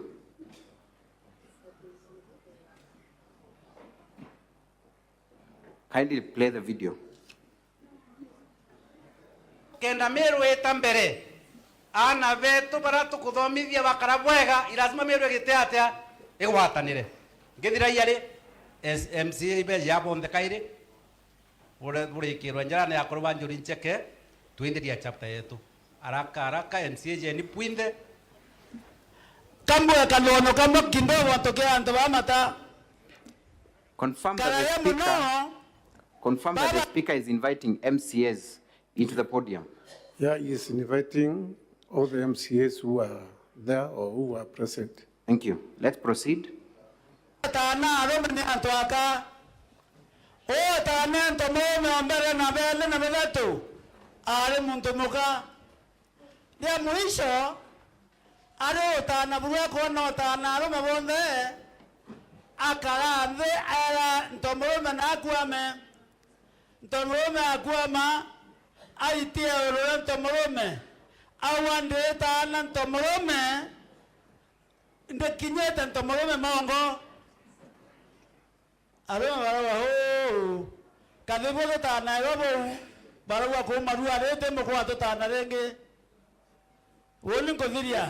Thank you. Kindly pause. There is a story the elder is giving of a woman. What is he saying about that woman? He is saying that there was a woman that is long ago who was circumcising men. And there came a time, after circumcising men for a long time, there came a time when he asked one of the men to bed so that she could sit on his back and circumcise men sitting on a man. That story is meant to talk about a woman who oppresses men. Is that your understanding? Yes. Kindly, let's proceed. Narwa tueyete lai dori eyeta kodari mana ba kenda baeta korwa ndo baeta korwa bate keye kwebe bonono doriete kene goye nkawa okay ya kwedra ekonka bidha biandwa tore akorwa Meru okay ya kwedra ya Owe okethirwa watoto garutere watu okiago thaimano tukawate girumi. Can you explain, pause the video and explain what that elder has told the MCAs? What he has told the MCAs is that if there is anybody who is going to go against what the elders will tell them to do, will be cast. And those are the ones which straight away makes that one an oath. Thank you. Let us proceed with the video.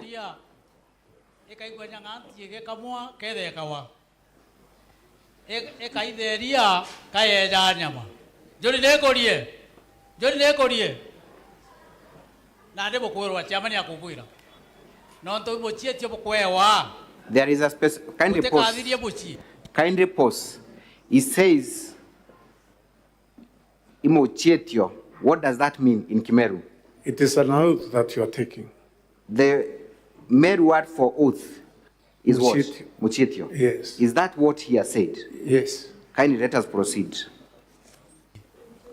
Okay, ya kwethirwo tita safari gwatangazia na bukwenda gwita tugwa kithari mo uchoke nyuma. Na kuma na arba umesha bunere Meru. Njoni nekorie. Muge na arwe. O mieni etathira jambo ria tomerie na mutano gitathira jambo rikenda tukombwa njuri. Na imwire nto murume. Na okaja kuona onto arauga bokuthuka ibuthuki. Ate atata mantu. Tonto bou. Mantu jara twakurukia na arwe. Ija gwita Meru okombone. Ija gwita Meru tonto bou bwera muchieto umenyo. Kaninge karwembo kamwe. Thank you. Kindly pause the video. The elder is giving very specific threats on that curse that will befall upon MCAs. Yes. What is he saying that will happen to the MCAs if they go against the declaration? He is telling them that if they go against the oath that he is about to administer, that curse will follow them to their homes and also to their families. Thank you. Let us proceed. Nambie adambua eneria eria irikiura adambua enana injo guataniro ya oe darimua nambie darimua eneria eria irikiura eba darimua enana injo.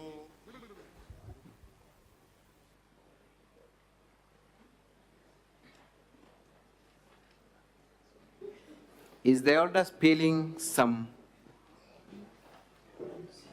I don't even know what to call them. Some stuff. You will tell us what that is. Is the elder sin spilling some stuff to the MCAs? Yes. What is that? Actually, I cannot tell what the stuff that one is because I did not go near. You know, there was security there. Those who were allowed to go there were those senior people. They were the ones who were near. So I don't know whether it was honey or it was honey mixed with something else. I cannot tell.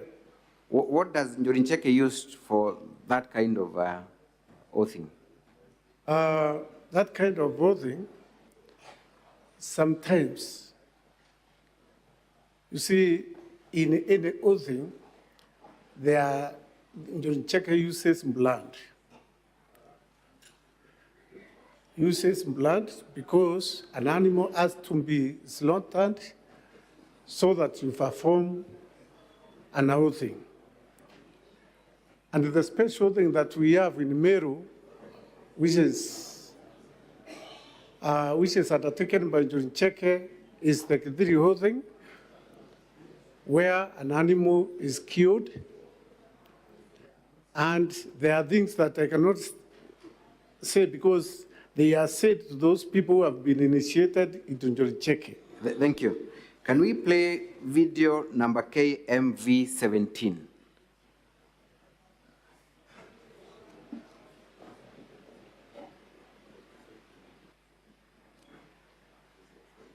KMV 17, kindly.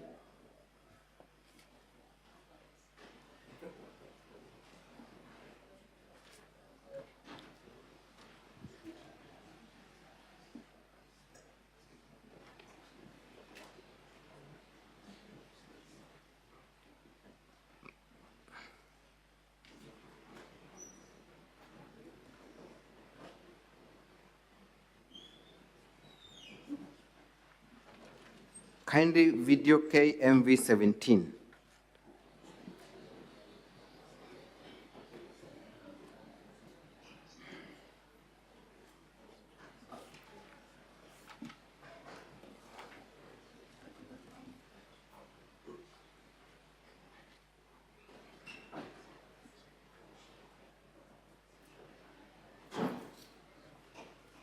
Sasa tunataka kumuuliza mzee Kiraitu aje hapa. Ndiye alikuwa kinipeni wa Meru kisiasa, sasa amestahafu. Tunataka yeye sasa atupatie yule sasa ataongoza sisi kama wa Meru. Kwa hivyo sasa tunataka hata umetuangalia kama governor, sasa tunataka utuletee kiongozi ambaye sasa atachukua nafasi yako kuwa kiongozi wetu wa Meru. Wewe ndio utatuonyesha ni nani. Sasa nataka akuje akae kwa hii kiti nilikuwa napewa, ataweka hapa. Ili no ntune mwana onjuri. Dawa gitije na tutetherie tumwikerie mata. Sidio? Na kwa sababu mimi nikiangalia naona yeye atakuwa gavana wa Meru. Sasa kijana, wewe si kijana kidogo, ni kijana ambaye anaweza lipa ndeni ya baba yake. Anaweza kukalia kiti ya baba yake kama baba yake hayuko, lakini akiwa na baraka za baba yake, si muasi, si mpinduzi. Mbele ya wajumbe wa Meru ambayo wanatugambira kule Njiko, wako hapa wakishuhudia na chiamani wao na waziri ulokaraga nyumba ya witho wa thirikari mbere yao na Arua na mbere ya njuri ncheke ya Meru. Ugote mwana kaire uitegemeo ya Meru. Wewe ni tegemeo kutoka leo. Ondobo tuina maono na tutethio tuite aibone. Thank you. Umeambiwa wewe ndio tegemeo letu. Na kurubanjuri bonde bakuona nandi na rameto yetu yagitete yerekerete. Thank you. You can post that video. Mr. Adrian. Yes. According to your assessment of that video, and first of all confirm, the young gentleman that has been introduced into the podium and sat on that stool, who is that gentleman? That is our deputy governor or the deputy governor of Meru County. What is he told to do, or why is he being invited in front? They are crowning him to take the position of the governor. So they are crowning him, installing him as the governor of Meru. Yes. To take over leadership. Yes. In that meeting, you are able to see other leaders in Meru? Yes. Is that the same function where the MCAs were present? Yes. The same day? Yes.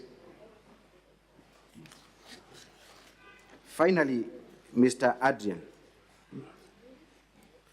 did the elders in that function who are presiding over that function had the blessing of the Njorincheke Council of Elders to conduct that function? Actually, no. The answer is no. Because Njorincheke members got annoyed. That was on a Saturday, and on Monday, we went to Uru. That is the quarter of the 3 sub-counties, that is the whole Tigania. And we denounced what happened at Nchiru. And we said we will even go to cleanse that shrine, because what happened there is not what should happen in a shrine. Because a shrine is a holy place. It is a holy place. Even you cannot even kill an animal there. You cannot initiate a person into Njorincheke in that shrine. You are not allowed. Lastly, is the Njorincheke Council of Elders opposed to Governor Kawira's leadership in any way? No. Has it in any way advised her removal from office? No. That is all for this witness, Mr. Speaker. Thank you. Counsel for the County Assembly, your witness for cross-examination.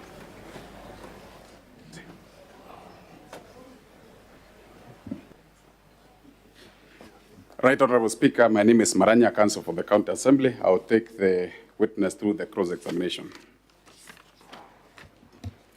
Bwana Royeru. Yes.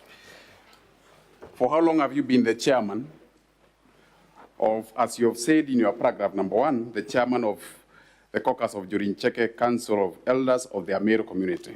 For how long have you been? I think it's that position. When were you elected, in other ones?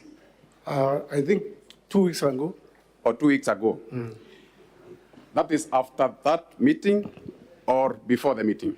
After that meeting, but I had other positions in Njorincheke. Were you conveniently appointed for purposes of your evidence today? No. Will I be right to say so? No.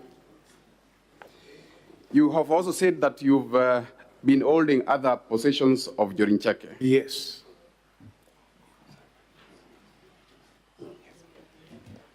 So, just to confirm, yeah.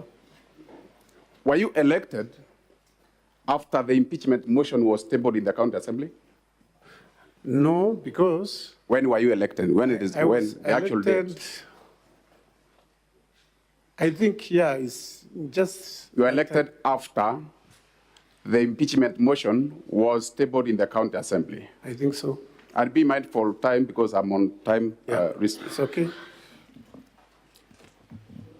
Will it be true for me to say that you are elected, therefore, for purposes of your statement today, so that you come under capacity of Njorincheke's chairman? No. No, because I could have come even as a mere member of Njorincheke. But does the Njorincheke have its hierarchy of in respect to communication? Yeah. Does any person, can any member of Njorincheke communicate on behalf of the entire group? Yes. Anybody? Anybody, because in the olden days, there were no leaders of Njorincheke. There were juries or the wise men who are the leaders of Njorincheke. It is just recently when we started now having chairmen of the houses, chairmen of locations, chairmen of... And it's your evidence that nowadays you have to speak through your officials. That's your evidence? No. You said in the past there wasn't. There wasn't, and even now, there is nobody who is senior than the other one, even though we use their titles, even that title that I am using. It cannot make me the spokesman of Njorincheke. Very well noted. You are the oath. As you speak, you are the oath. Yes. And you said you are a member of Njorincheke. Yes. You have vowed to speak the truth. Yes. Are you conflicted in this whole scenario? Does your son-in-law work for Meru County government as a chief officer? Yes. I have children. I have asked, does your son-in-law... Yes. Could you state his name? To this honorable Senate. What is his name? What is the son-in-law? What is the name of your son-in-law who works as a chief officer in the county government of Meru? It's Akwalu Mugambi. Victor Akwalu Mugambi. Could I be right to say that you are here just to protect the impeachment of the governor and by extension protect the loss of job of your son-in-law? No. Reason being, I have to say the reason. Reason being that my son-in-law was vetted by a competent assembly, and he first the vetting, and he was that notwithstanding, Mr. Chairman. Yes. I put it to you that you have a conflict of interest as far as the Meru County government leadership is concerned. Will I be right to say so? No, you are not right.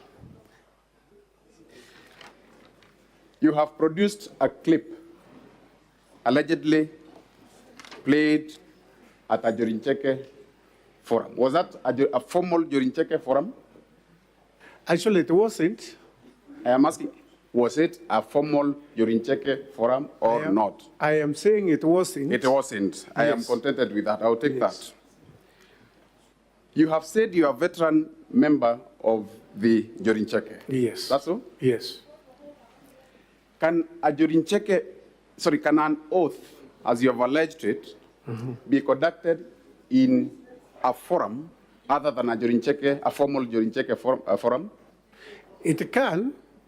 If you are misled, you can do the same, and that's why we are saying as members of Jorincheke, we are going to cleanse the shrine, because it was not done at the right time. It was not done at the right place. At the right place. Yes. Therefore, a Jorincheke oath has to be done with their formalities to be followed before you administer an oath. Is that your evidence? Yes, it is. You said also that there need to be, one of the formalities is slaughter of an animal. Is that so? I said there is. Is that so? Is that so? No, I am not going to accept that, because my question is simple, Mr. Chairman. I was specific. Please listen to my question. Yes. Is it a prerequisite that for you to administer an oath, you have to play some things, including, which you said you cannot even say here because they are non-members, members who are not initiated to Jorincheke? Yes. You said includes slaughtering an animal. Yes. Was it that? Or you want to recant your evidence? No, what I am saying is, I said the Kidiri oath thing. That is not Kidiri oath thing. It is an oath thing, but so not Kidiri. How many oaths does Jorincheke have? Jorincheke has 3. Sorry? It has 3. It has 3? Yes. And the three are members required to slaughter an animal? Not all of them. Not all of them. Is there any that is conducted in presence of non-members? No. No. Yes, unless even it's done. Now, in that meeting, I want to ask you whether the meeting was composed of only the members of Jorincheke. No. No. And it's your statement that an oath can never be conducted in the presence of non-members. It is. It is your evidence that an oath has to be conducted in strict presence of members only. Yes, by strict Jorincheke elders. Yes, and anything conducted with presence of non-members is not an oath. It is an oath, because the ones which were used there. Now, Speaker, he's speaking from both sides of his mouth, saying this at the same time and saying it again. It is your evidence, Mr. Chairman, that anything conducted in presence of non-members is not an oath. That's what you've said right now. It's on record. I did not say that. Why I'm saying I did not say that. On record. It's on record anyway. Maybe you got me wrong. Therefore, you mean that an Jorincheke oath can be conducted in presence of non-members? By wrongdoers, yes. You are qualifying your answer. I want an unqualified answer. My question is simple, and don't be evasive. You are here to tell the truth. Yeah. My question is, can an oath, a perfect oath properly so called, of a Jorincheke,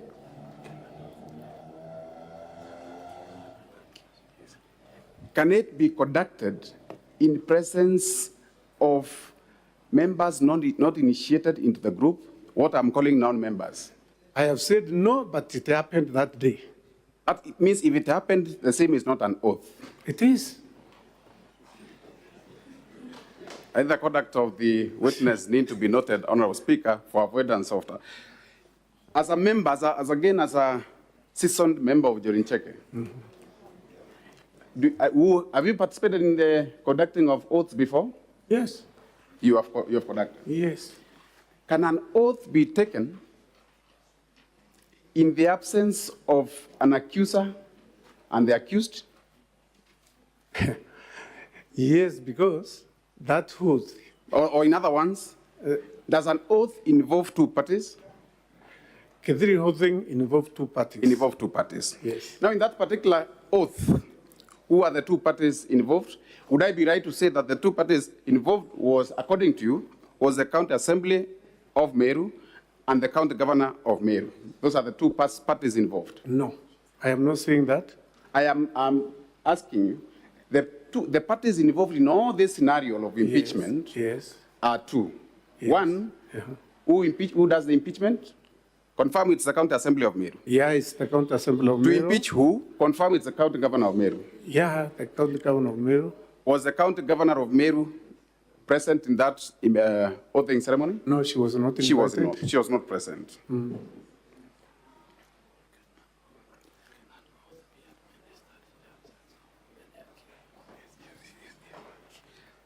From the video that you played, I saw the presence of Deputy Governor. Is Deputy Governor a member of Jorincheke? No. He is not. Yes. I also saw a couple of children and ladies in that forum. That's so? Yes. Are they members of Jorincheke? They are not. Are they allowed to participate in an oathing ceremony? No. They are not. There's a video, there's a translation to that video that is appearing on the side, on the signs of the same, of the screen, sorry. Was that translation part of the video? Which one now, in particular? The English translation. The English translation you read, you indicated on the video. Was it part of the video, or it was translated thereafter? It was part. It was part? Yes. The translation is in which language? In English. It's in English. Were the elders speaking English? That day? Yes, that day. Yeah, there are those who are speaking in English. From their voices, were they speaking no, in they English? were speaking in Khmeru. You are speaking in Khmeru? Yes. Therefore, that translation has been, you had to get somebody to input it. Is that so? I'm sure you're American and you got... I'm asking a question. That was not part of the original video. It was, it was translation. And correct translation. Please be mindful of time. Yes. Was that translation part of the video? It was, because those were the ones which were used. It's only that it is in a different language. Did they speak in two languages? Who? The statement on the video are in Khmeru. The translation is in English. Yes. Would I be right to say that that translation was done after the video was covered or was taken? Maybe. Maybe. I have heard the Honorable Speaker of the County Assembly speak of one Jacob Lintori, and Honorable Speaker, if we could get to that clip where the first one, where the County Assembly Speaker is making a statement. Speaking of one Lintori, however, your translation spoke of Medeka Lintori. Sorry, the Speaker spoke of Jacob Lintori as a kingpin, while your translation spoke of Medeka Lintori as a kingpin. Yeah, I used those. Did you translate verbatim? Did you have a verbatim translation of Council, the which video are you referring to so that we the pick it up and play it for you? The first video that was played, that was video. KM7, I'm told it's KM7 by the Council for the Governor. KM7. Yeah.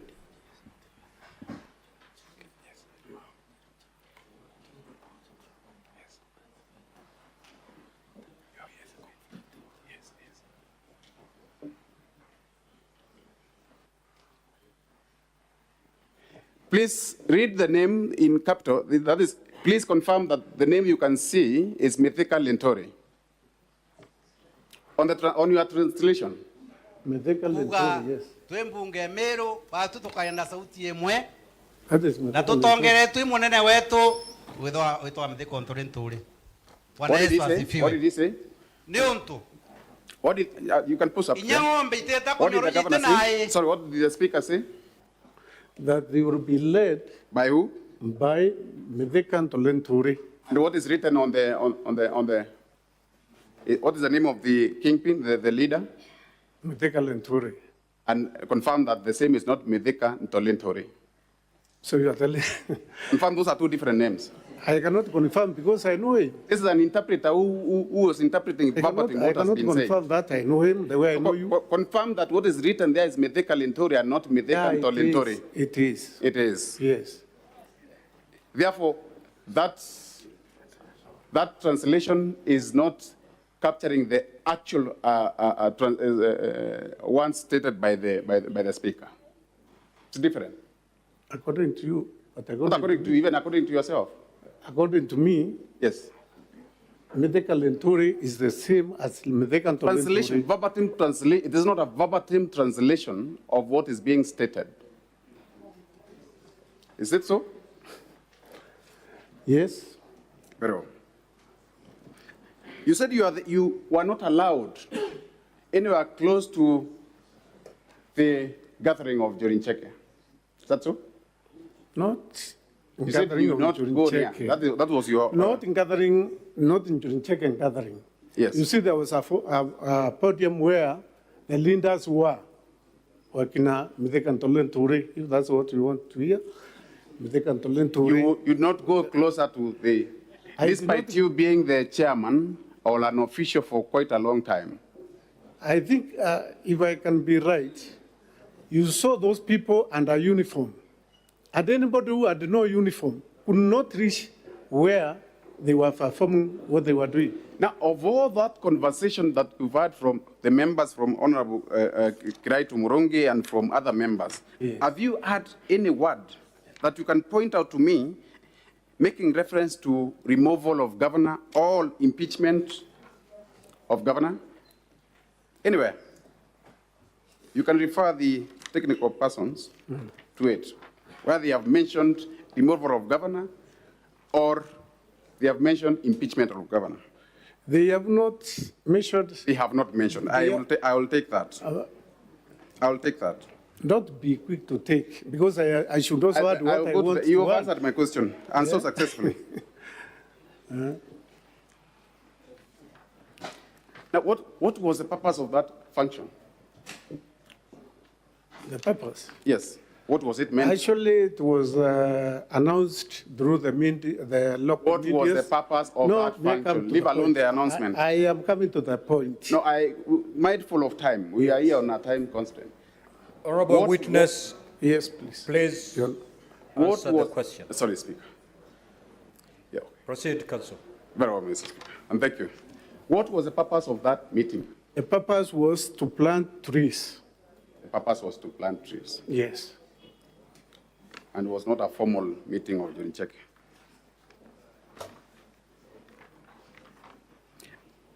Can you transact a Jorincheke meeting in a tree planting forum?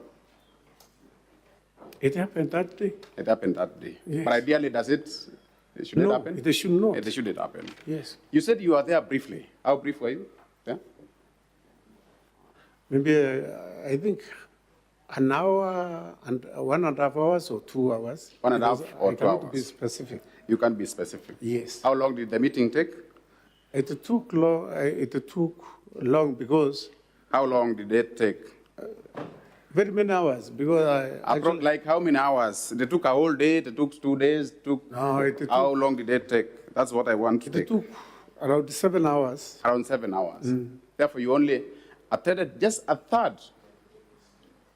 Yes, I attended a third. A third of that meeting. Yes, but I followed everything because it was live. Oh, you followed because it was live? Yes. That means much of what you are saying or what you're insinuating, you were not presently there when it occurred. What is now much? You were not there. You left after 1.5 hours or 2.5 Yes. hours, and it took over 7 hours. Yes. You were not there. You have spoken of, you have produced a clip where the former governor of Meru, Right Murongi, says that you will be our governor. Is that so?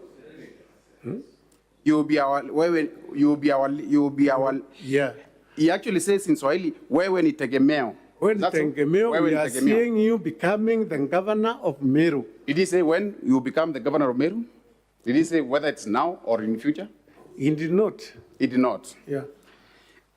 There is a statement that wewe ni tegemeo, which you have translated loosely to mean you are our leader. According to you, is that translation correct or incorrect? It is correct. What is what is a leader in Kiswahili? Kiongozi. Kiongozi. Yeah. And it's not tegemeo. What is tegemeo in Swahili? Tegemeo in Kiswahili. Yes. It is tegemeo. No, sorry, what is tegemeo in English, sorry? In English. Huh? What is tegemeo in English? Tegemeo in English? Yes. Tegemeo in English is that... is it being reliable? We depend, or we can being depend depended on? Yeah, depend or on. being reliable? Yes. Confirm, therefore, according to your interpretation of that translation, that tegemeo does not mean a leader. Tegemeo does not mean leader in English. But according to what was I am asking a question. Please confirm, according to your just added translation, that the word tegemeo in Kiswahili does not mean leader in English. Actually, it doesn't. It doesn't. Yes. Please now confirm that that was a wrong interpretation of the translation. Is that so? Being mindful of time again. Yeah. Somewhere in that video, you have spoken of sour milk. The very last, the second video that was played, Council. Come again. 17? KM 17, video number 17. Yes. There's a reference to milk. To? To milk, sour milk, what you call to as sour milk. Yes. If the clip can be played for the interest of the honorable senators.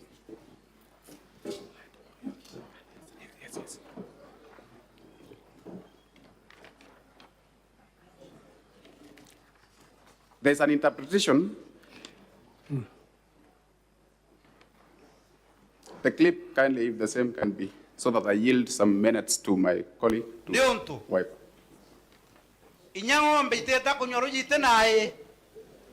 The last clip. Meru etambere. Is that 17? Ana vetu baratu kuthomithia bakara bwega irazima Meru giteatea. Once the honorable speaker. Githira yari MCA ibe yabonde kaire. Bure kirwa njara ne akoroba njuri ncheke. But there's a reference to milk. Githira chapter yetu. Haraka MCA je ni puinde. Kambo ya kanono kap.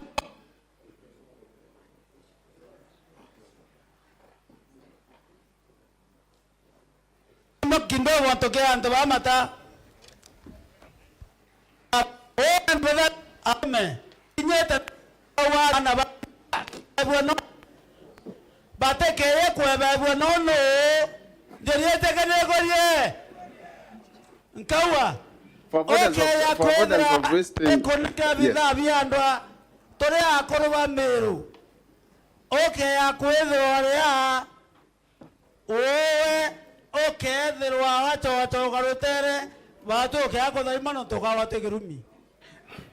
in other words, for avoidance of wasting time, there was reference to milk, which was interpreted to be sour milk. Is there a difference between milk and sour milk? Yes, there is. In the clip, did they refer to as sour milk or they referred to milk? I have not seen that one unless it is played again. Anyway, now I want to, among the my parting shot, when did the conversation of impeachment of governor begin? When did that conversation begin? It was after... When did it begin? It began yes. After the function that was... When That function was on 14th of October. Which function? That function was on 14th of October. Then what is your question? I am asking, confirm that that function was on 14th of October. Yes, it was. Confirm that the conversation of impeachment began way in August or September. No. When was the motion? Do you know when the motion was tabled in the County Assembly? No. You can't tell? I can't tell. I can't tell. You can't tell when the motion was tabled? Yes. Wrong.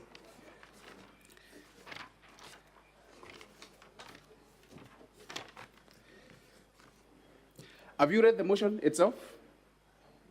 Me? Have you read the motion of impeachment against the governor? No.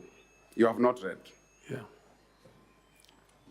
And I want to put to you that one of the grounds of impeachment includes misappropriation of public funds, usurpation of county powers of the statutory bodies. What does your evidence today answer to any of those charges that the governor has been charged to have committed? No. It doesn't address to those questions. Yeah, because my affidavit is different from that one. And it does not address the question of... I think, Council, I think that is to the senators to decide. Really. Very well, very well. I'm well guided, Honorable Speaker.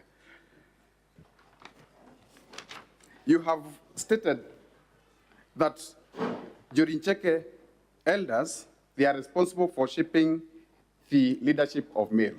Yes. Is that so? Yes. And they have indeed shaped all the leadership of Meru. The election of leaders, they have informed, they have advised. They have shaped it.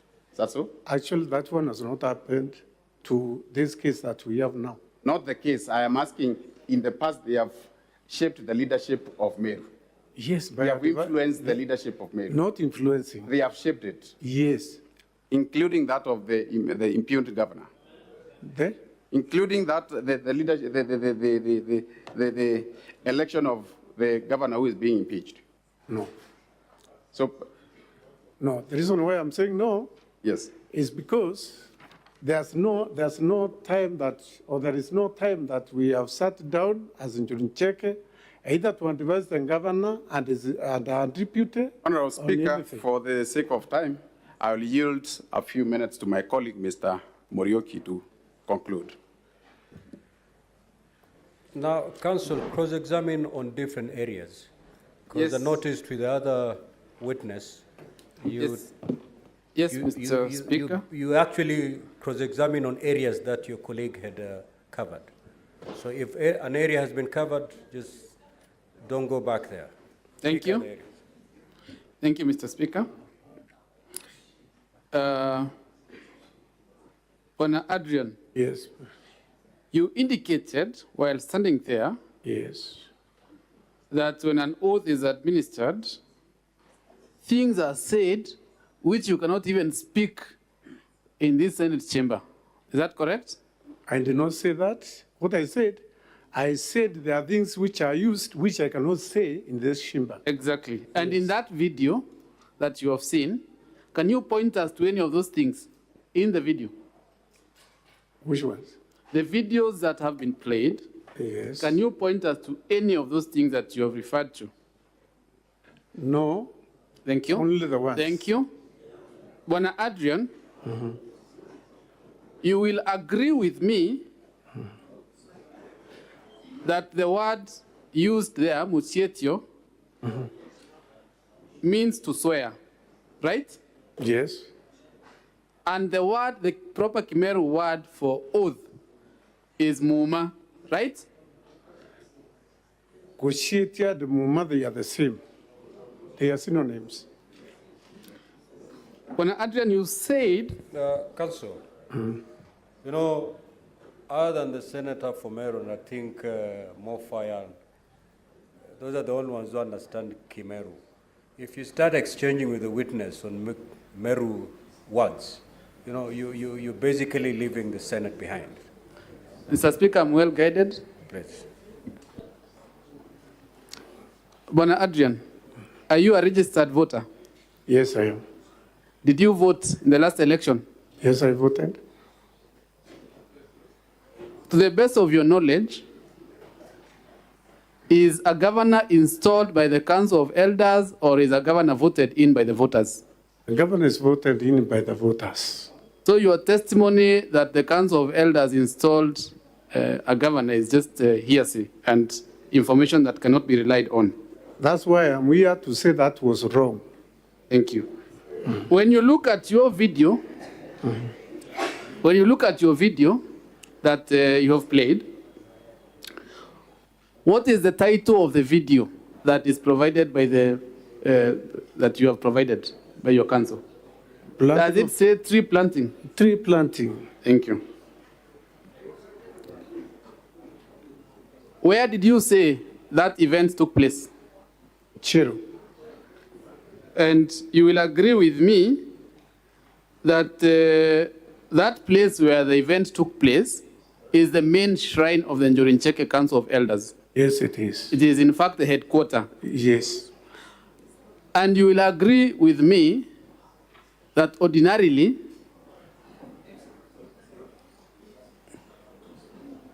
or rather that you said yourself that an animal cannot be killed at the shrine. Yes. And it was also your testimony that oaths are administered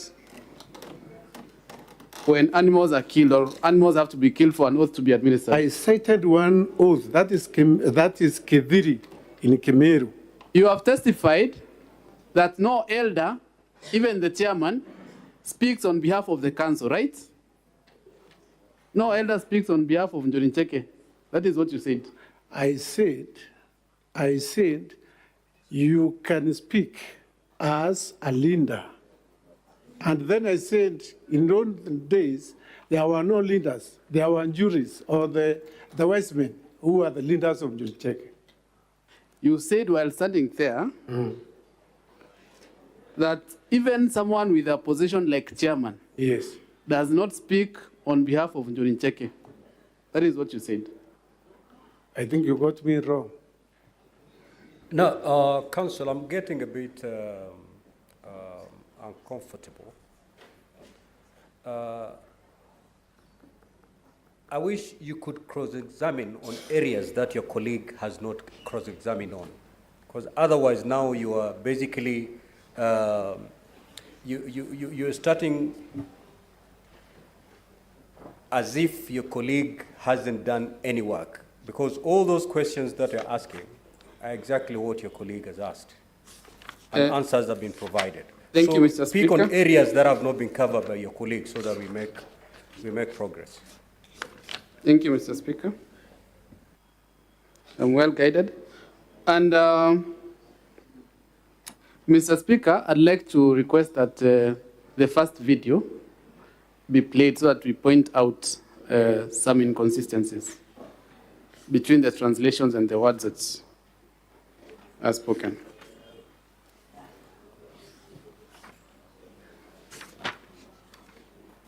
Na ntukwena arua akwenda kuga twi mbunge Meru batu tukaenda sauti imwe na tutongere twi munene wetu witwa mthiko nturi nturi. Bwana Yesu asifiwe. Ni untu inya ng'ombe iteta kunywa ruji tenae pause kwa kenda Meru eta. Did you hear that speaker ask a question? You had a question? Yes. Can you see any question on those translations?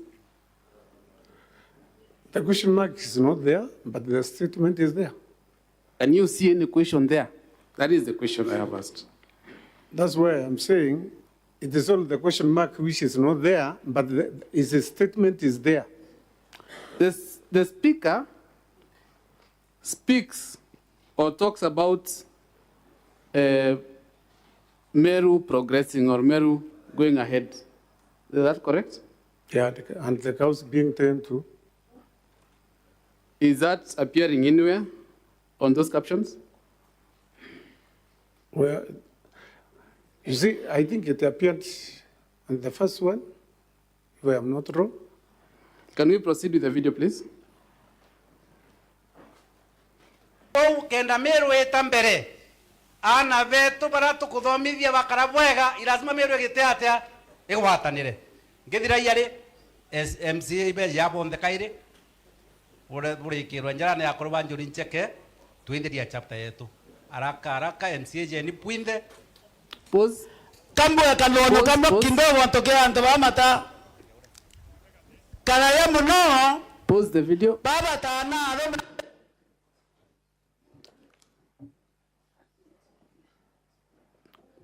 Mr. Witness, does the speaker say, or does the speaker ask for some people to come so that a hand of blessing may be laid on them?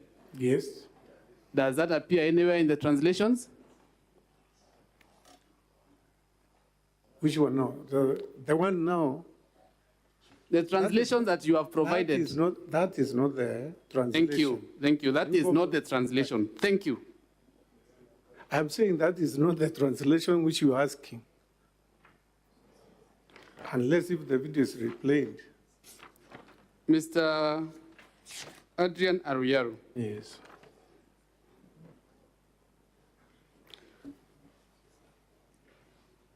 The story that is being told by the speaker who is currently holding the mic right now, is it part of the Meru folklore? Or the general collection of the Meru culture and stories and what have you? It is. Thank but you. It is referring, Thank you. It is referring to somebody. Thank you. Mr. Speaker, or rather, witness, you will agree with me that Article 11 of our Constitution recognizes culture as the foundation of our nation. Yeah. You will agree with me that there is no single illegal activity that has been shown in those videos. No, because the whole thing took place. Thank you. You will therefore agree with me that trying to paint the words of those speakers as anything other than what they were, a blessing and a culture of folklore being told, is an attempt to disparage the culture of the Meru people. No, because I have not done that. Mr. Speaker, that is all from me. I discharge the witness. Thank you. Now, honorable senators, we have 5 minutes to seek any clarifications or questions. Apologies, Mr. Speaker. Oh, re-examination. Yes. Re-examination. Sorry, Thank you. Council. Thank you. I'll take less than 4 minutes in re-exam. You have been told that several of those translations are inaccurate. Yes. Were you relying on the translations, or you are relying on your own understanding and of the Meru language being? I was relying on my own understanding of the Meru language. Did you correctly translate what was being said? Yes. You have also been told that that was a tree planting ceremony. Yes. Is that your testimony? Actually, it was not, because in that clip, we have not seen anywhere where we planted trees. Thank you very much. You have also been told that that could not have been an oathing ceremony because, number one, all elders were not present, that we had also non-members of Njori in that ceremony. Did you witness an oath being administered? Yes. Lastly, did you witness the deputy governor being installed as the governor of Meru? Yes. Did the elders in that clip have the blessing of the wider Njurincheke to administer the oath? They don't, because Njurincheke does not crown a governor. A governor is voted. If Njurincheke has that powers, we could not have an electoral commission. Honorable witness, Yes, just please. answer the question as asked by your counsel. Yes. Did cover they him. have blessings of No. the jury check? They did not have blessings Yes. of during checking. That is all for this witness, Mr. Speaker, sir. Thank you. Thank you, honorable senators. We have 5 minutes to ask questions or clarifications. The Honorable Sharanke. Mine is, Mr. Speaker, to the witness. Mr. Witness, you have told us that the Meru County Assembly was competent when they vetted your son-in-law who happens to be the chief officer. Yes. Is it competent now that it carried out the impeachment proceedings? Number two, in that meeting, was the word impeachment of a governor used? And number three, when were you appointed as the official of the Njuri? And finally, Mr. Speaker, do you have an authority to speak on behalf of the Njuri? And in that meeting, whether the cabinet secretary in charge of forestry and environment was present in that meeting? I thank you, Mr. Speaker. Sir. Proceed to respond to that question. Yeah, may I start with the first word, where I talked about the competence of the county assembly. If the county assembly, I said it vetted my son-in-law, and he passed the vetting. About impeachment, I think these are two different things. Impeachment, there are rules and regulations about the impeachment, and also vetting. They are not the same, they are rules. So you cannot compare the vetting of my son-in-law to the impeachment of the governor. You have asked me about when I was elected, not unpicked, elected. I said this about 2 weeks ago, but I had other positions. I am the organizing secretary of my house, which is known by the name Ruadene Njuri House. So I have been a leader even before being given the position of a chairman of 3 sub-counties. The other question, please, Honorable Senator, can you come again? Because I did not Was write. the CS in charge of forest and environment present in that meeting, in that tree planting meeting? Yes, she was there. And what surprised us is a function being attended by a senior person like the CS for environment turned to be political, and it was a tree planting function. Honorable Kavindu. Yes, thank you, Mr. Speaker. My question is to the witness.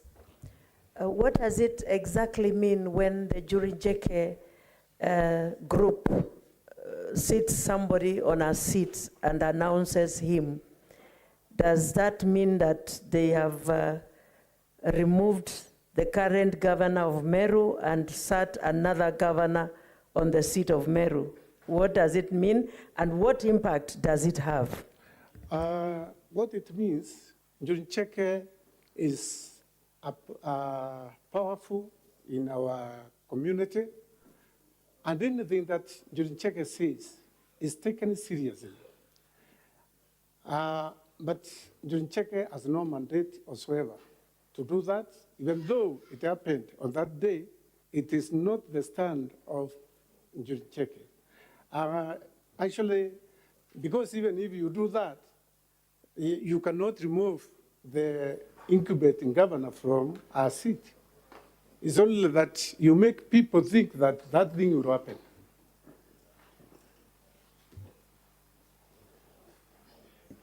Now, honorable senators, we need to move to the next witness. You can stand down there.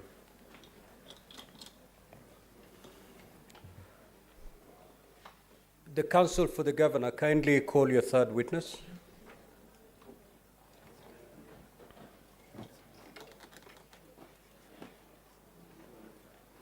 Mr. Speaker, sir, our next witness is Dickson Munene.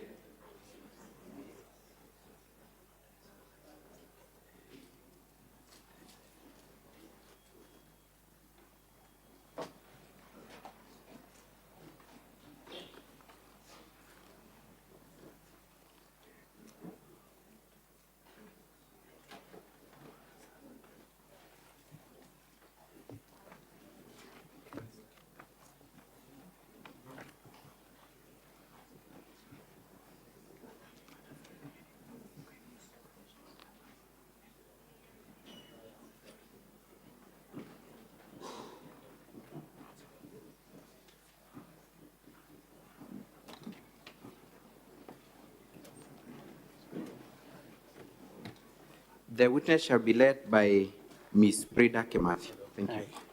So would you wish to take an oath or affirm? I'll take an oath. You take an oath. In that case, you'll read this text. What's your faith? I'm a Christian. Christian. You hold the Bible on your right hand. Take the oath. The Speaker will call you to the oath. Okay.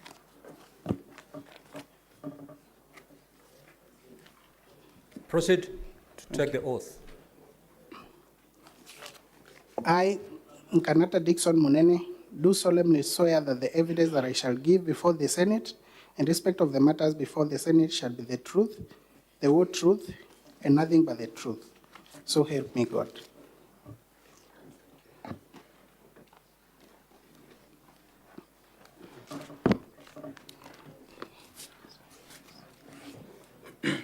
Mr. Speaker, sir, my colleague, Ms. Kimathi, will take on to the witness for about 10 minutes to address a certain aspect of the claim, and then I will continue in the exam in chief. We expect to take around an hour.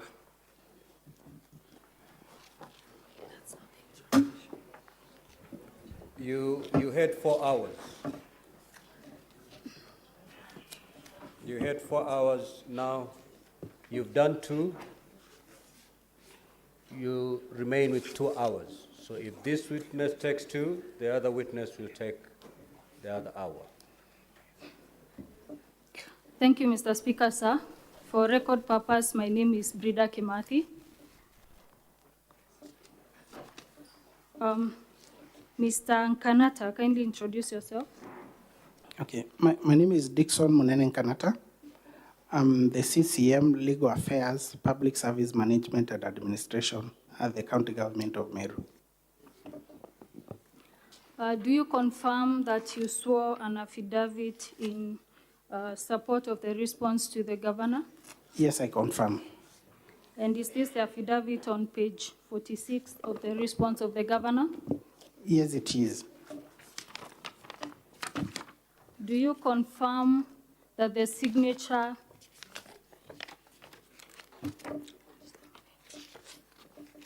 at page 72 is your signature? I confirm. Mr. Nkanata, have you had the opportunity to read the motion? Yes, I have. Could you kindly read for us count number 1A?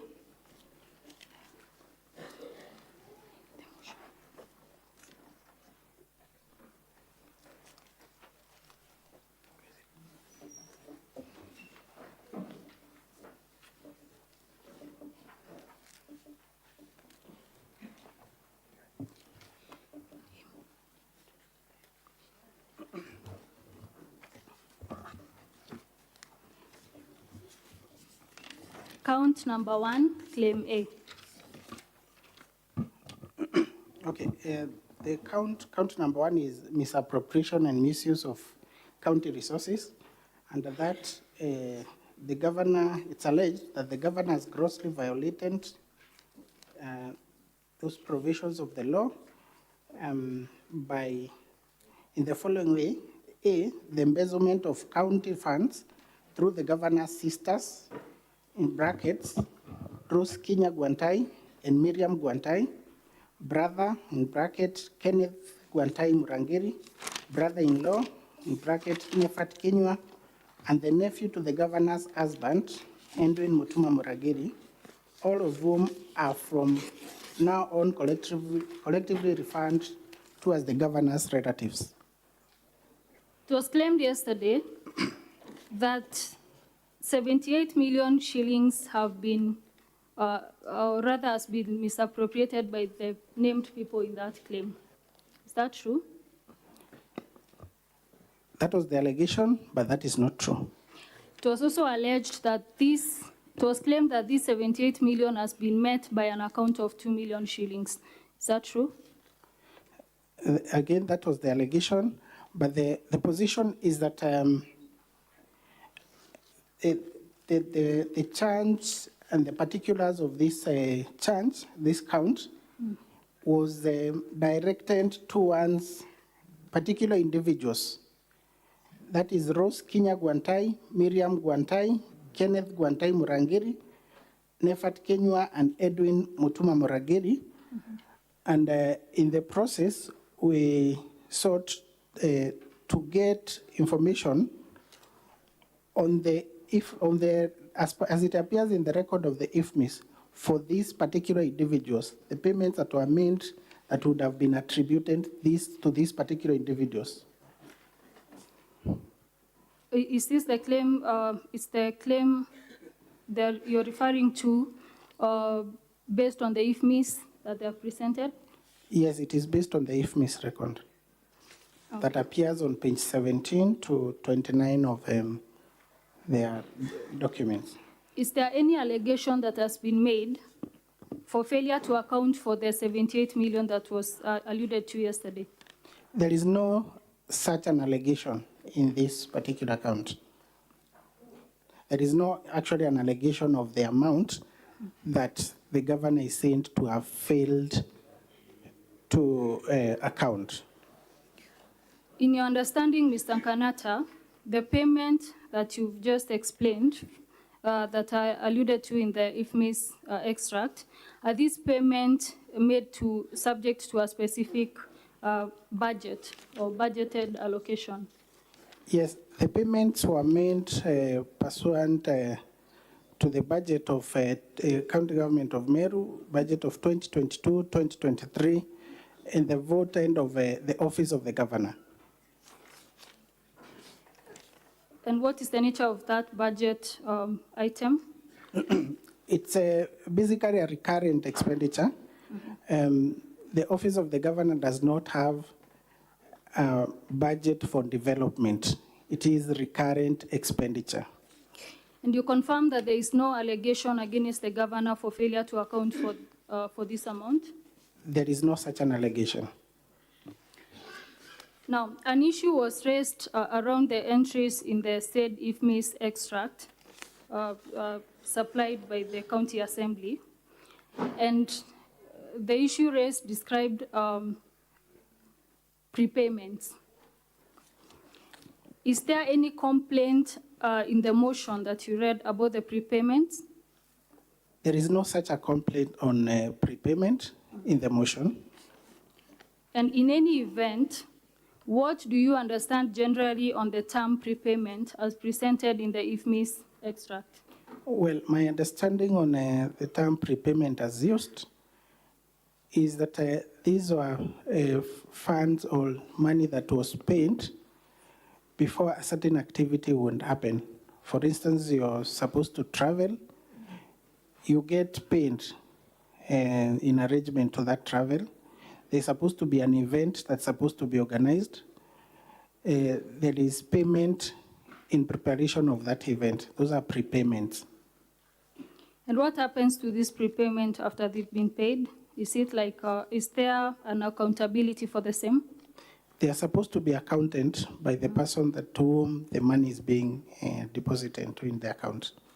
So you confirm that prepayment is actually an accepted practice, so to say? Yes, it is. And in fact, if you look at that IFMIS extract from page 17 to 29, I would like to take you through it, give an example on the same.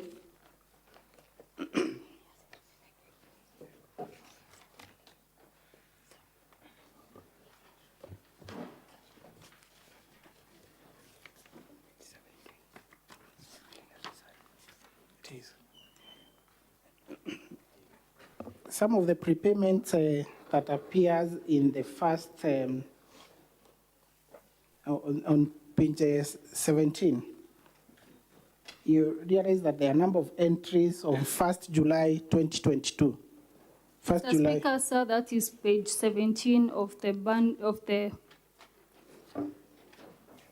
volume 2 of the County Assembly's documents.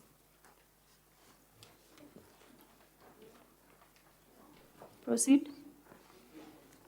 Yes, on 1st July 2022, there are payments whose item description is prepayment, 9 of them. I would like to confirm that those were payments that were actually made in the previous regime. That is the regime before the regime of Governor Kiraito, the former governor, Meru County. In any case, is there any charge that the governor is facing for failure to account for these prepayments? There is no such a charge. Kindly proceed to count 1B. If you could read for us count 1B. Count 1B is the withdrawal of county funds under the guise of payment for various supplies by the governor's relatives, yet they, that is the governor's relatives, yet they are ineligible to tender for or supply any goods or services to the county government. What would you say is the basis for this charge? Or what is the charge based on? Okay, the charge still is based on the complaint that was alluded to, that appears in the volume. Is this the complaint on page 1 of volume 2? Yes, page 1 of volume 2 to page 29. It's the complaint of one Duranira Salesio Mutuma. In this charge, it has been alleged that the governor's relatives supplied the county government, or rather funds were misappropriated through the governor's relatives, where they supplied the county government with supplies. What is the nature of those supplies? Or rather, are you aware of any supplies that were made? Okay, I'm not aware of any supplies that were made by the alleged governor's relatives. But from the complaint, from the phase of the complaint, you can see the item description called hospital supplies. Yes, can I take you to page 6 of volume 2? Yes, I'm there. Specifically, item number, the voucher number is 65735. Yes. Yes, it reads hospital supplies and others. And you confirm that the mover of the motion alluded to the fact that the supply of this specific voucher was for hospital supplies? Yes, that was what was alluded by the move of the motion. And the reason why we did not be able to explain this further is because the charge is as against the governor's relatives. Is as against the governor's relatives who had been previously listed. And under this particular complaint, on the phase of page 4 to page 5 and 6 that you've taken me through, is that these are transaction history between Kadhure Rukaria Catherine, who has not been listed among the alleged governor's relatives. Yes, regardless, but in relation to that charge, I would like for you to read us, to take us to page 19 of the Ifemis extract of volume 2 of the bundle of documents of the County Assembly. Yes, page 19. I am there. On that page, can you see the voucher number 65735 that is alleged to on page 6 as hospital supplies?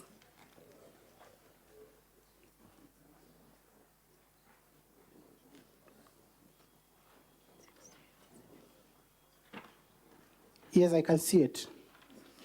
Could you read to us what this, can you confirm that this is the same voucher number? Yes, it is. And what was the payment for this specific voucher number made for? Hospitality supplies. So would you say that this is a deliberate attempt to misrepresent facts by the mover of the motion? Yes, I would say that it was a deliberate attempt by the complainant, and the mover of the motion fell into that by concluding that that was a hospital supplies as opposed to hospitality supplies. Okay.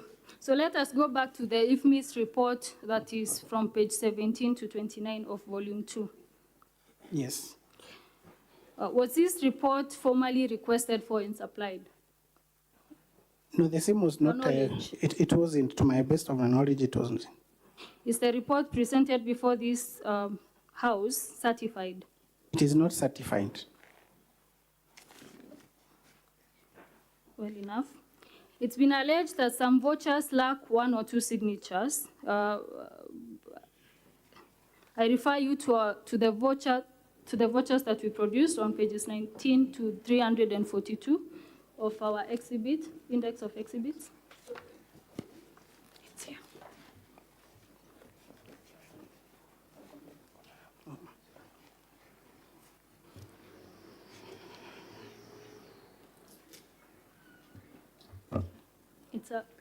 It's okay, you don't need to. Yes. You're aware that that the governor produced vouchers on pages 19 to 342? Yes, I am aware. It's been alleged that these vouchers lack 1 or 2 signatures. In your knowledge and understanding, can you explain this? Yes, I can explain.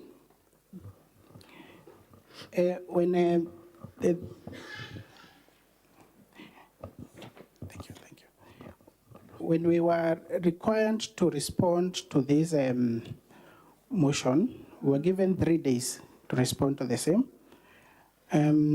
As a matter of fact, at the moment, the external auditors in Meru County, and some of the documents that we would have wanted to rely on are documents that they are with the external auditors.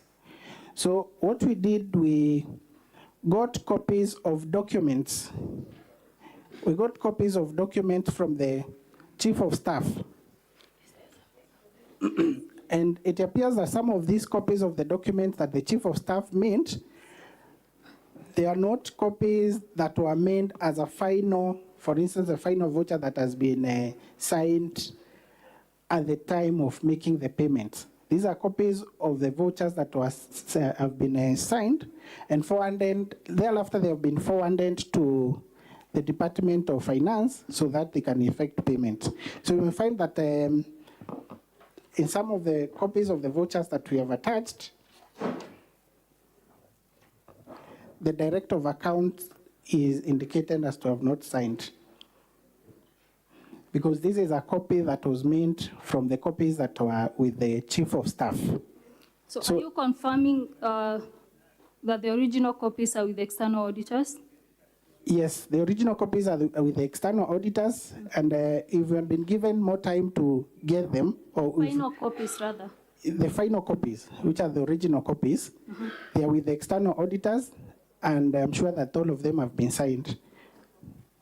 So is it your testimony today that this impeachment motion is immature in that?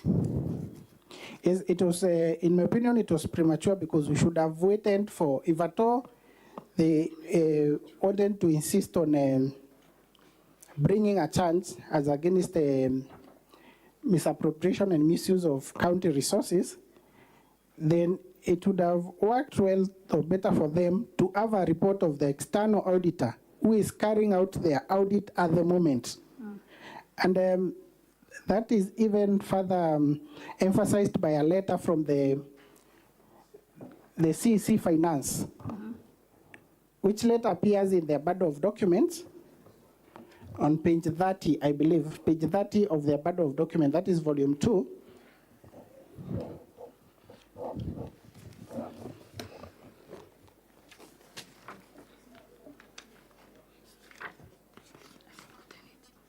It's actually page 31.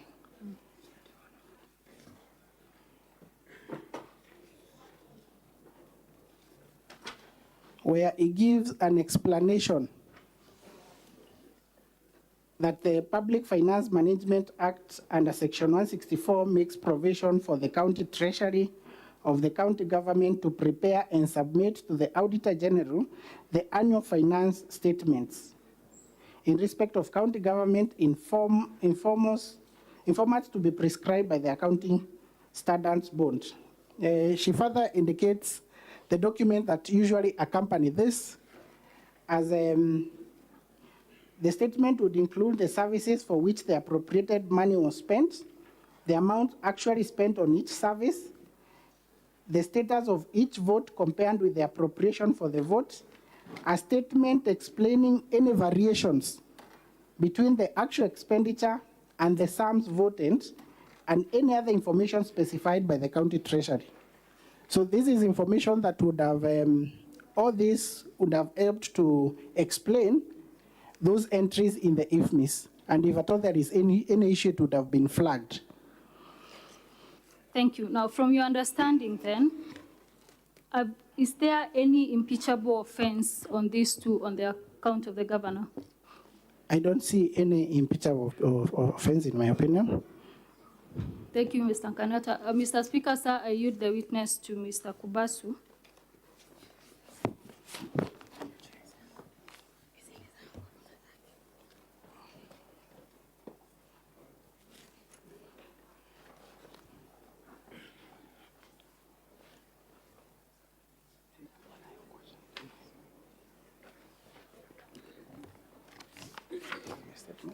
Mr. Speaker, sir, my name is Okubasu.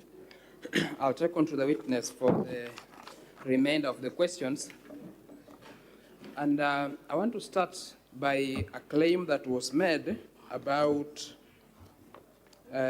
employment of traffic marshals. For this, I will refer you to page 394 of volume 2. 394 of volume 2.